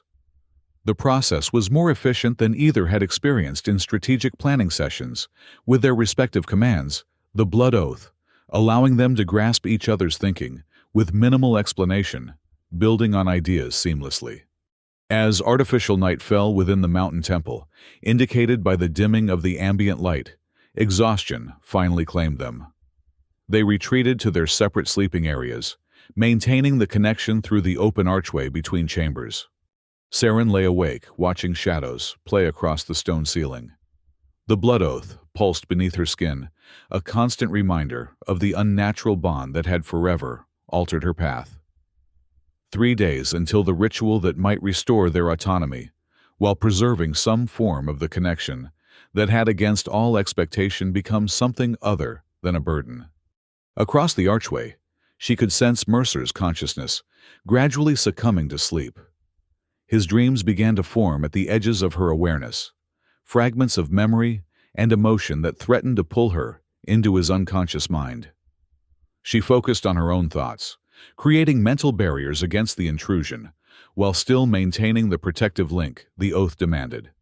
As sleep finally claimed her, one certainty remained: whatever happened at the ritual 3 days hence, neither of them would emerge unchanged. The blood oath had already transformed them in ways that went beyond magical compulsion, challenging fundamental beliefs and loyalties that had once seemed immutable. The question was no longer simply how to break the oath, but what would remain between them when the ancient magic no longer dictated their connection. The next morning brought a delegation of blood sigil priests to their chambers, led by the central figure, who had first greeted them at the valley entrance. "The preparation for the blood seal ritual begins today," the priest announced. "The Oracle requests your presence in the sacred archives." Saren and Mercer exchanged glances, the night's rest having done little to slow the progression of their mental connection. Stray thoughts continued to transfer between them, with increasing frequency, requiring constant vigilance to maintain distinct identities.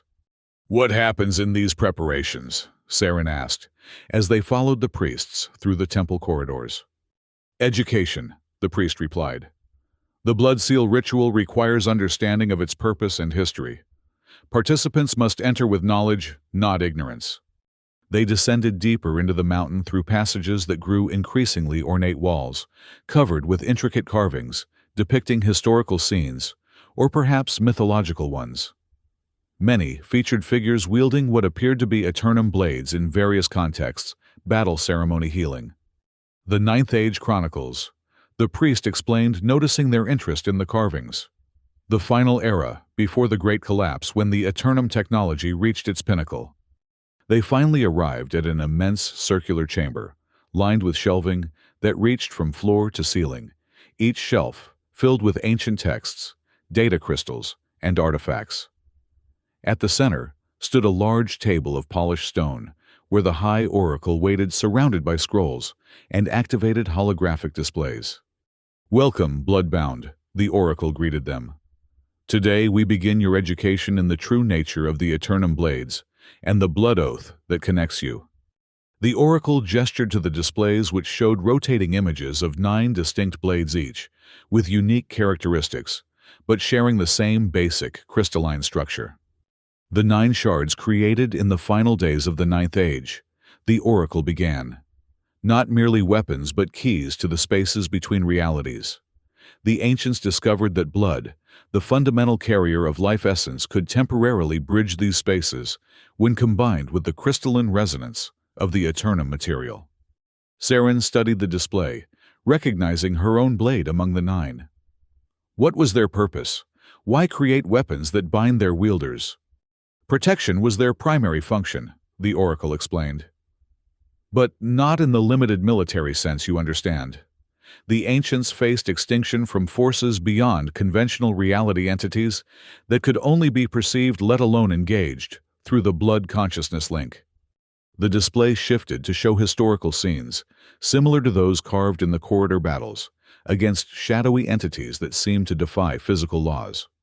"The blood oath was designed as a safeguard," the Oracle continued, "a means of ensuring that those who wielded such power remained connected to those they protected. Power, balanced by obligation." Mercer leaned forward, studying the images with growing concern. "These entities are they still a threat?" "They exist beyond time as we understand it," the Oracle replied cryptically. "The ancients devised the Convergence Protocol, the reuniting of all 9 Eternum Blades, at the Blood Seal Temple as the final solution. But the Great Collapse came before it could be implemented. The blades were scattered, their purpose fragmented in historical memory. And now the blood sigil seeks to complete this convergence protocol, Saren concluded. How many blades have you recovered? 2, the oracle admitted. The first shard you saw upon arrival, and now your third shard. The others remain lost, though we have leads on several. The blood texts prophesied that the third would return voluntarily, bearing the marks of active binding. Saren's unease grew. The cult's belief that her arrival fulfilled prophecy complicated their situation further. And the blood seal ritual we seek, how does it relate to this convergence? The oracle moved to another display showing intricate diagrams of energy flows between two human figures, connected by patterns identical to those on Saren's arm. The ritual realigns the blood oath's energy pathways, transforming compulsion to choice, they explained. In the process, it releases a signature energy pattern that can be used to locate other Eternum blades. Each ritual performed at the temple strengthens the resonance field that will eventually draw all 9 together. The implications were clear. The blood sigil wanted the ritual performed not primarily to help Saren and Mercer, but to advance their own agenda of locating the remaining blades. And if we choose not to participate in the ritual? Mercer asked carefully. The oracle's expression hardened slightly. The blood oath will continue to strengthen until your identities merge completely. Eventually, neither of you will exist as you once were, only a hybrid consciousness trapped in 2 bodies, forever bound by compulsion rather than choice. The ritual offers liberation from this fate. Saren felt Mercer's anxiety mirroring her own through their connection. The oracle's description matched Arca's warning about the threshold they were rapidly approaching. We understand, Saren said, making a decision. We will participate in the preparations for the ritual. The oracle nodded, apparently satisfied. Today, you will study the blood text regarding the oath's formation and purpose. Tomorrow, physical preparations begin. On the 3rd day, when the crimson star aligns with the temple, the ritual will be performed. For hours, they were immersed in ancient knowledge, some in text form, others in holographic recordings preserved from before the Great Collapse. The information was fascinating, despite their circumstances revealing a civilization far more advanced than either the Alliance or Vengeance Corps had achieved in the centuries since. The blood oath, they learned, had been designed with specific parameters. Its strengthening effect was intentional, forcing quick resolution, rather than allowing prolonged binding that would damage both participants. The merging of consciousness was meant to foster understanding between protector and protected, though not to the point of identity loss. The ancients believed that true protection required empathy. One text explained, "The oath creates the ultimate empathy, direct experience of the other's perspective." By midday, they were allowed a brief respite, led to a small courtyard open to the sky where food had been prepared. The red mountain towered above them, its peak obscured by the perpetual crimson mist that gave the valley its name. "They're being remarkably forthcoming with information," Mercer noted quietly as they ate. "Either they truly want us to understand the ritual, or they're sharing only what serves their purpose." "Likely both," Saren replied. "The core information seems genuine but carefully curated. Nothing about potential risks or failures of the ritual." Their guards maintained a respectful distance, allowing them to speak privately while keeping them under observation. The blood sigil's treatment remained a strange mixture of reverence and containment-honored guests who were not permitted to leave. "The convergence they seek," Mercer said, lowering his voice further. "Bringing all 9 blades together. Do you think their interpretation of the ancients' intention is accurate?" Saren considered this. "It's impossible to know. Historical records always reflect the bias of those preserving them. But if these entities from beyond conventional reality were truly a threat, then the convergence might be necessary," Mercer finished her thought. "But that doesn't mean the blood sigil should be the ones to control it." Their break ended too quickly, and they were returned to the archives for more study. The afternoon focused on the ritual itself, the precise arrangements, incantations, and energy manipulations required for the blood seal to function properly. Saren paid careful attention, memorizing details that might prove crucial, regardless of whether they ultimately allowed the ritual to proceed as the blood sigil intended. The procedure was complex, but fundamentally straightforward. The blood-giver and bound would stand within specific positions in the circle of convergence. Their blood would be ritually combined with elements from the temple itself, and the oracle would channel energy through the Eternum blade to reshape the oath's parameters. At day's end, they were escorted back to their chambers, their minds full of ancient knowledge and new concerns. The progression of the blood oath continued, unabated, moments of mental overlap, becoming more frequent and profound. "We need to make a decision," Saren said, once they were alone. "Do we proceed with the ritual as planned, knowing it advances the blood sigil's agenda, or do we attempt to escape before it occurs?" Mercer paced the small chamber, his thoughts churning visibly through their connection. Escape would mean abandoning the chance to resolve the oath. Given its accelerating effects, we might not maintain separate identities long enough to find another solution, Saren acknowledged. But submitting to the ritual means potentially aiding a cult whose true intentions remain unclear. They debated options late into the night, weighing risks against increasingly limited choices. The blood oath complicated every scenario. Escape would require perfect coordination, given their mutual awareness, while remaining meant facing a ritual with unpredictable consequences. As exhaustion finally claimed them, they reached an uneasy consensus: participate in the preparations while remaining vigilant for opportunities. Make the final decision about the ritual itself only when absolutely necessary. Neither option promised safety, but adaptability had kept them alive thus far. The second day brought new challenges as the physical preparations began.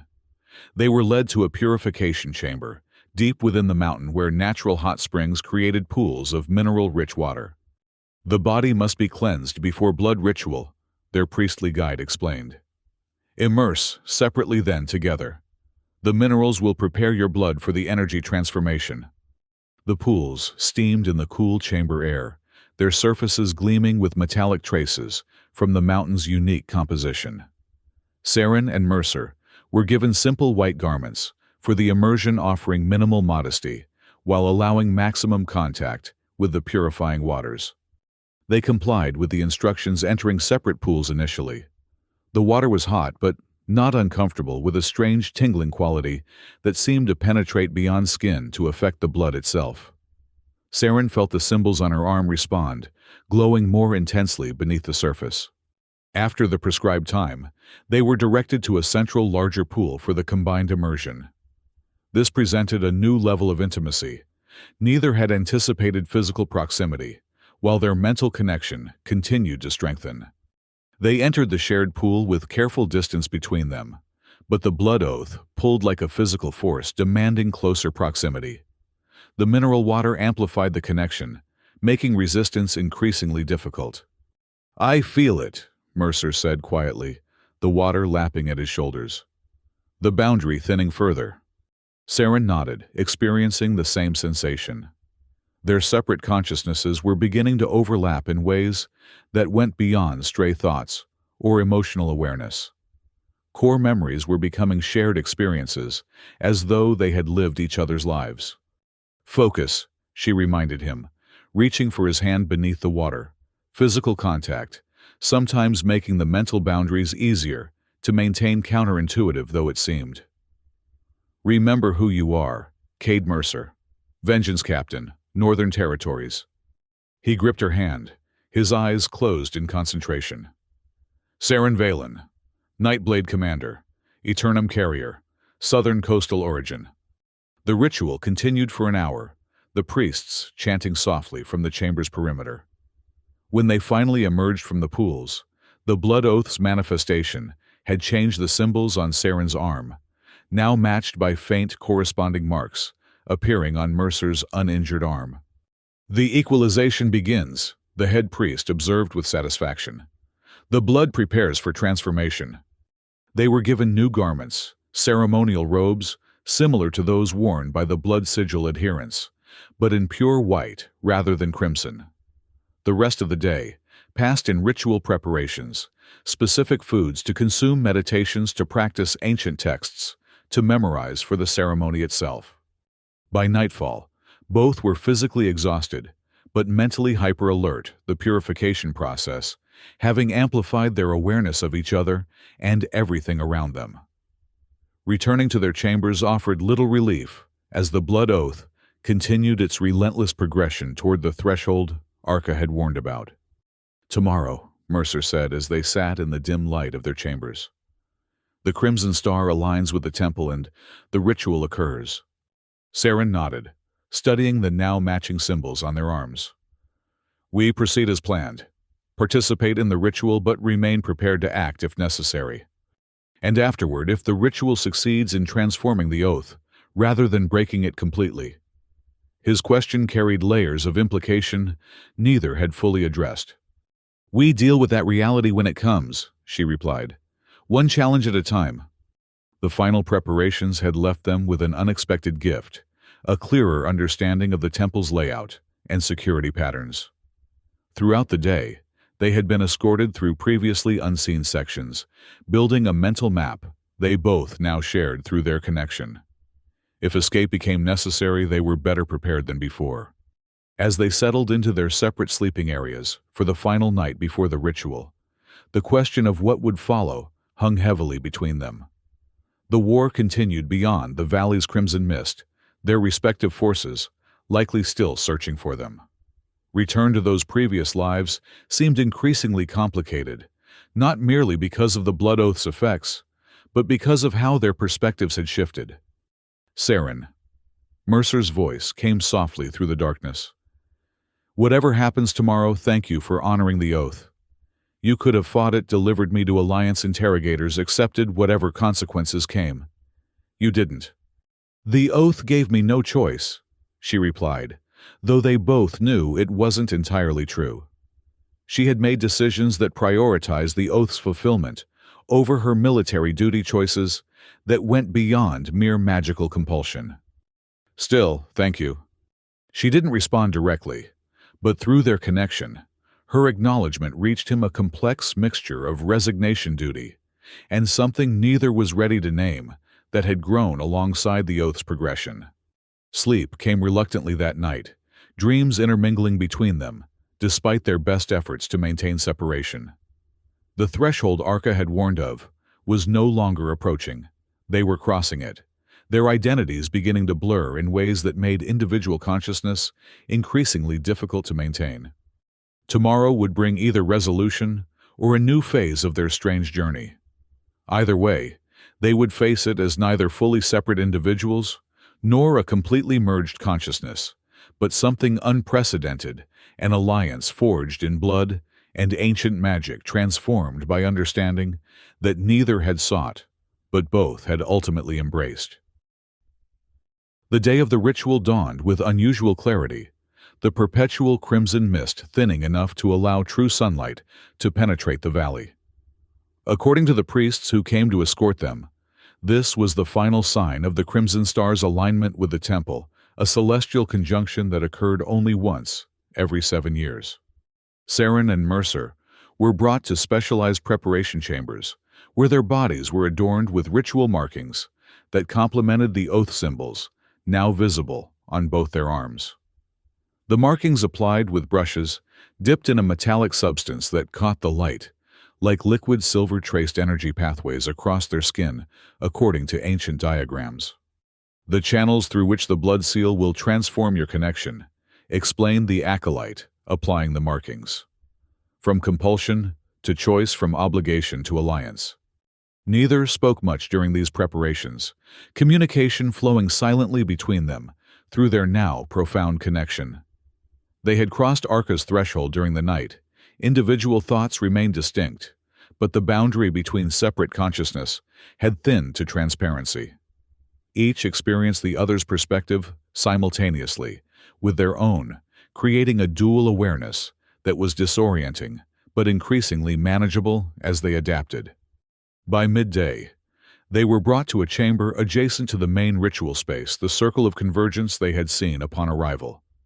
Through open archways, they could see adherents making final preparations, positioning ceremonial objects around the circle and the 9 pillars with their empty niches waiting for the scattered Eternum blades. The High Oracle appeared now, dressed in elaborate ceremonial robes, woven with metallic threads that formed patterns matching those on Saren and Mercer's skin. The Oracle carried a crystalline vessel containing a luminescent liquid, similar to what Arca had given them, but greater in quantity and brighter in luminance. "The moment approaches," the Oracle announced. "The Crimson Star nears perfect alignment with the temple apex. The blood seal ritual will begin when the light strikes the central altar." Saren's Eternum blade had been taken for purification earlier that morning, causing her constant unease, despite assurances it would be returned during the ceremony. Through her connection with Mercer, she felt his steady calm, helping to anchor her a reversal of their earlier dynamic, where her discipline had grounded his uncertainty. "A question before we proceed," Mercer said to the Oracle. "After the ritual assuming success, what happens? Are we free to leave the valley?" The Oracle's expression remained inscrutable. "The ritual participants may choose their path afterward, but the Eternum blade belongs in the circle of convergence, awaiting its sibling's return. It must remain." Saren tensed. "The blade is bound to my lineage. It cannot simply remain here." "Its purpose transcends family legacy," the Oracle replied. "The convergence is necessary to address threats your limited perspective cannot comprehend. The third shard must take its place in the circle." The implication was clear. They might be permitted to leave after the ritual, but without the Eternum blade. Saren and Mercer exchanged glances, their shared awareness, making further discussion unnecessary. The contingency they had prepared for was increasingly likely to be necessary.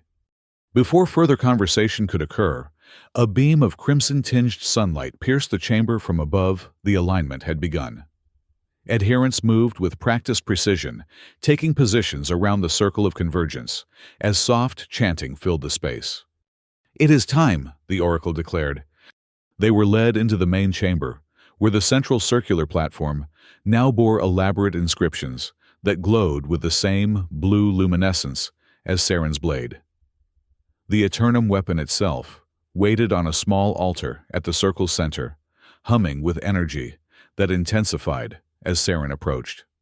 The ritual began with the Oracle reciting ancient texts in a language neither Saren nor Mercer understood, though the general meaning transferred through contextual impressions, invocations of power, acknowledgement of blood bonds, requests for transformation of energy patterns.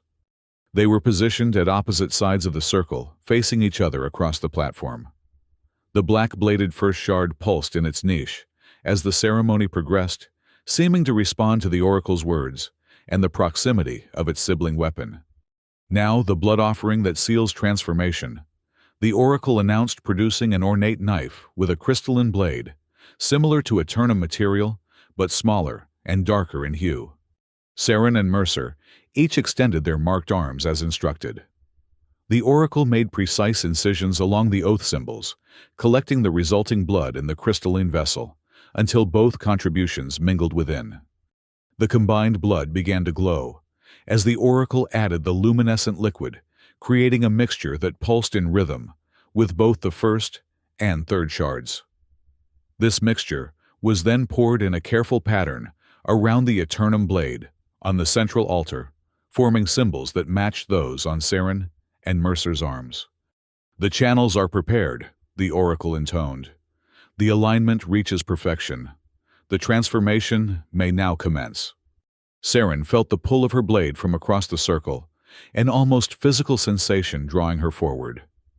Through their connection, she sensed Mercer experiencing the same pull, though directed at her rather than the weapon. At the Oracle's gesture, they began moving slowly toward the center, following illuminated pathways on the platform floor.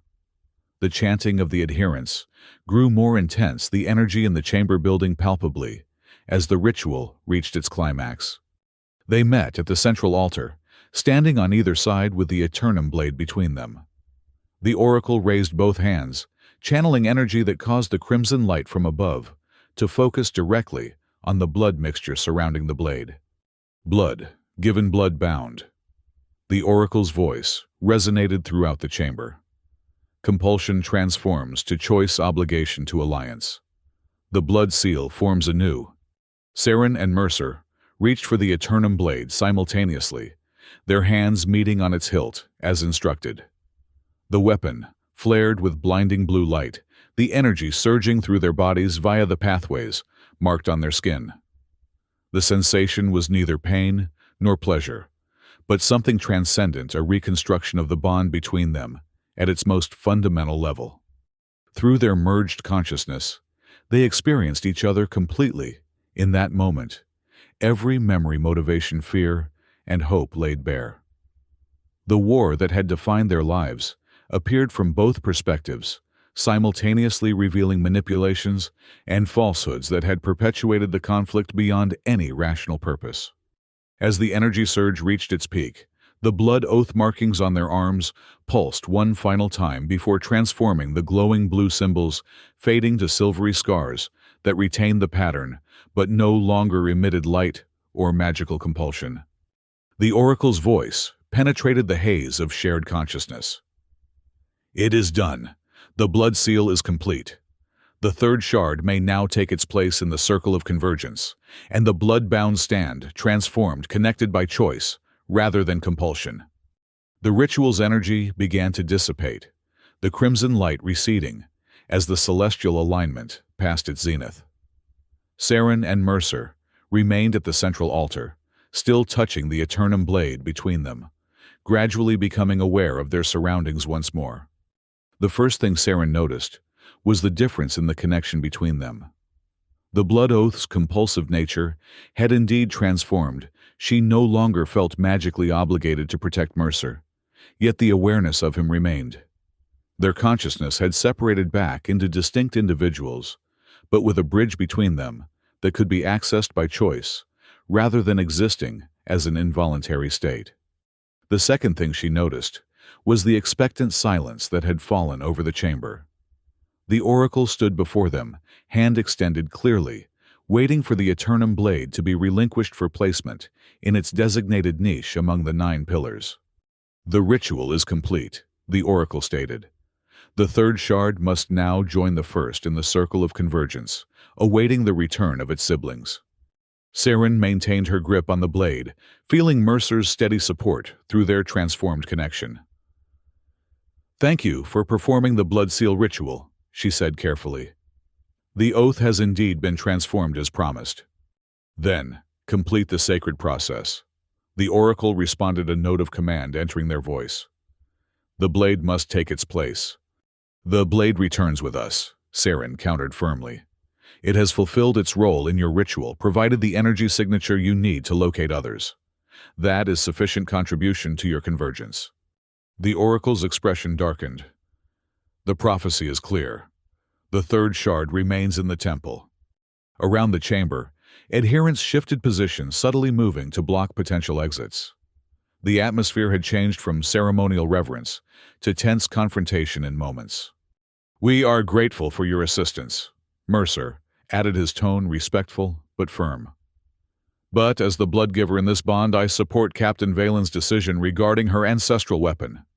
The oracle's eyes narrowed, focusing on the still healing wound across Mercer's face. "You do not understand the importance of the convergence. The entities beyond conventional reality grow stronger as the barriers weaken. Without all 9 shards united, this world faces extinction." "Perhaps," Saren acknowledged, "but we cannot trust the convergence to any single faction. If these threats are real, then the response must come from a unified world, not a secretive cult." The oracle raised a hand, signaling to the adherents, who began moving closer. "The third shard will remain by choice or by force. The blood sigil has waited centuries for this moment." Saren and Mercer exchanged glances, their new connection allowing silent coordination, more precise than any military training could provide. They had prepared for this possibility during their days of captivity, developing contingencies should the blood sigil refuse to release them, or the blade. "We understand your position," Saren said, subtly shifting her stance, "and have prepared accordingly." In a synchronized movement, Mercer reached into his ceremonial robes and removed Arca's crystal vial, which they had carefully concealed throughout their captivity. He broke it against the altar, releasing the luminescent liquid onto the still-present blood mixture. The reaction was immediate, a surge of energy that temporarily disrupted the temple's ambient power, plunging the chamber into darkness, except for the glowing Eternum blade. In the confusion, Saren and Mercer moved with perfect coordination, using their shared awareness to navigate without sight. They escaped the immediate circle of adherents, Saren leading with her blade to clear a path toward their predetermined exit route. The blood sigil were thrown into confusion, unprepared for the specific countermeasure. Arca had provided a temporary disruption of the Eternum energy field they relied upon for their temple's functions. The Western Passage, Mercer, directed through their connection. Secondary maintenance tunnels accessed the surface near where our skimmer was left. They fought their way through disoriented adherents, avoiding lethal force, but incapacitating those who directly opposed them. The Oracle's voice echoed behind them, commanding followers to seal the temple, but the disruption had affected the control systems as well. Through corridors they had memorized during their preparations, they navigated the increasingly complex temple structure, encountering pockets of resistance, but maintaining their advantage through superior coordination. Their transformed connection proved even more effective than the original blood oath, voluntary, rather than compulsive, allowing true partnership instead of obligated protection. The Oracle wasn't entirely truthful about the ritual's effects, Saren observed, as they secured a maintenance passage that would lead them to the surface. "This is more than just removing compulsion. It's true partnership," Mercer agreed. Maybe that was the ancients' actual intention, not forced protection, but mutual understanding.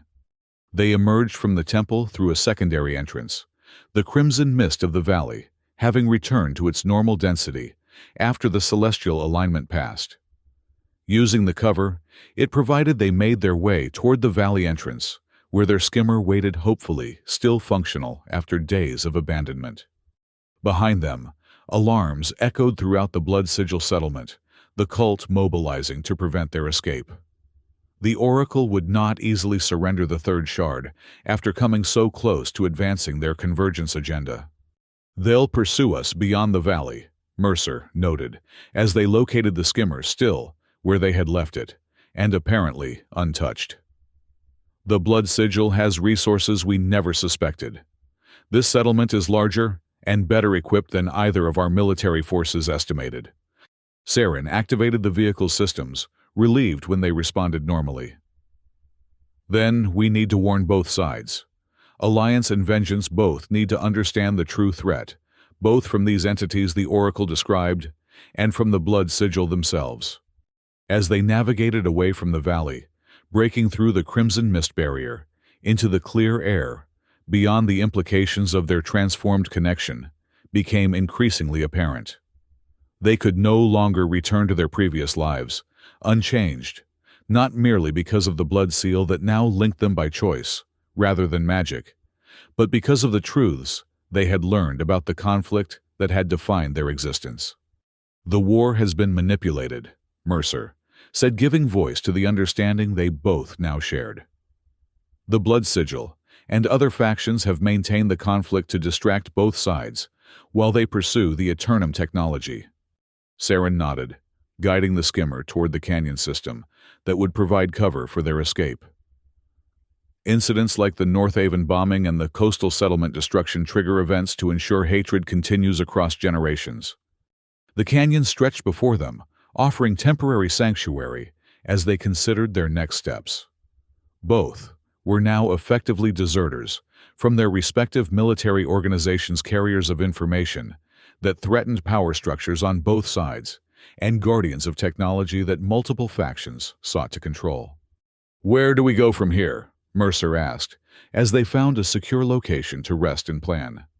Saren studied her Eternum blade, its blue crystalline edge humming with familiar energy, but now feeling more like a partner than a tool or weapon. First, we find a way to communicate what we've learned to those who will listen in both our organizations. There must be others who suspect the manipulation. And the other Eternum Blades, the convergence the Oracle spoke of. If the threat is real, then perhaps some form of convergence is necessary, Saren acknowledged. But not under blood sigil control, and not without understanding the full implications. They settled into planning mode, their transformed connection, allowing unprecedented coordination of thought and strategy. The blood seal ritual had indeed changed everything, not by breaking their bond, but by elevating it to a conscious choice, a partnership forged in ancient magic but sustained by shared purpose. The journey ahead would be dangerous. Both Alliance and Vengeance forces would pursue them as deserters. The blood sigil would hunt them for the Eternum Blade. And if the Oracle's warnings about entities beyond conventional reality were true, an even greater threat loomed on the horizon. But they would face these challenges together, no longer enemy captain and unwilling protector, but allies bound by choice and understanding that transcended the conflict that had once defined them. The Blood Oath had been transformed, and with it, their perception of the world and their place within it. As night fell over the canyon where they had found temporary shelter, Saren and Mercer stood together, looking toward the stars. The silvery scars that had replaced the glowing oath symbols caught the moonlight, a permanent reminder of the journey that had brought them to this moment. "In all my years of fighting," Mercer said quietly, "I never imagined my greatest ally would come from the enemy ranks, bound to me by a slash across my face." Saren smiled slightly, the expression still unfamiliar but becoming less so. "And I never thought I'd be grateful for spilled enemy blood on my blade." The war continued beyond their sanctuary, but it was no longer their war, at least not in the same way. They had glimpsed a larger conflict, hidden machinations, and forces beyond conventional understanding. Their new purpose was taking shape, informed by shared knowledge, and a connection that defied the arbitrary boundaries of opposing forces. The Blood Oath had begun their journey as enemies forced into unwilling alliance. The Blood Seal had transformed that beginning into something neither could have imagined, a partnership of choice that might ultimately change the course of a world trapped in perpetual conflict. And it had all begun with a single drop of blood on a crystalline blade, a moment of connection that had altered reality for two soldiers who had never questioned the war they served, until fate and ancient magic gave them no choice but to see through each other's eyes. The journey ahead was uncertain, but for the first time since the Blood Oath had bound them, uncertainty felt like possibility rather than threat.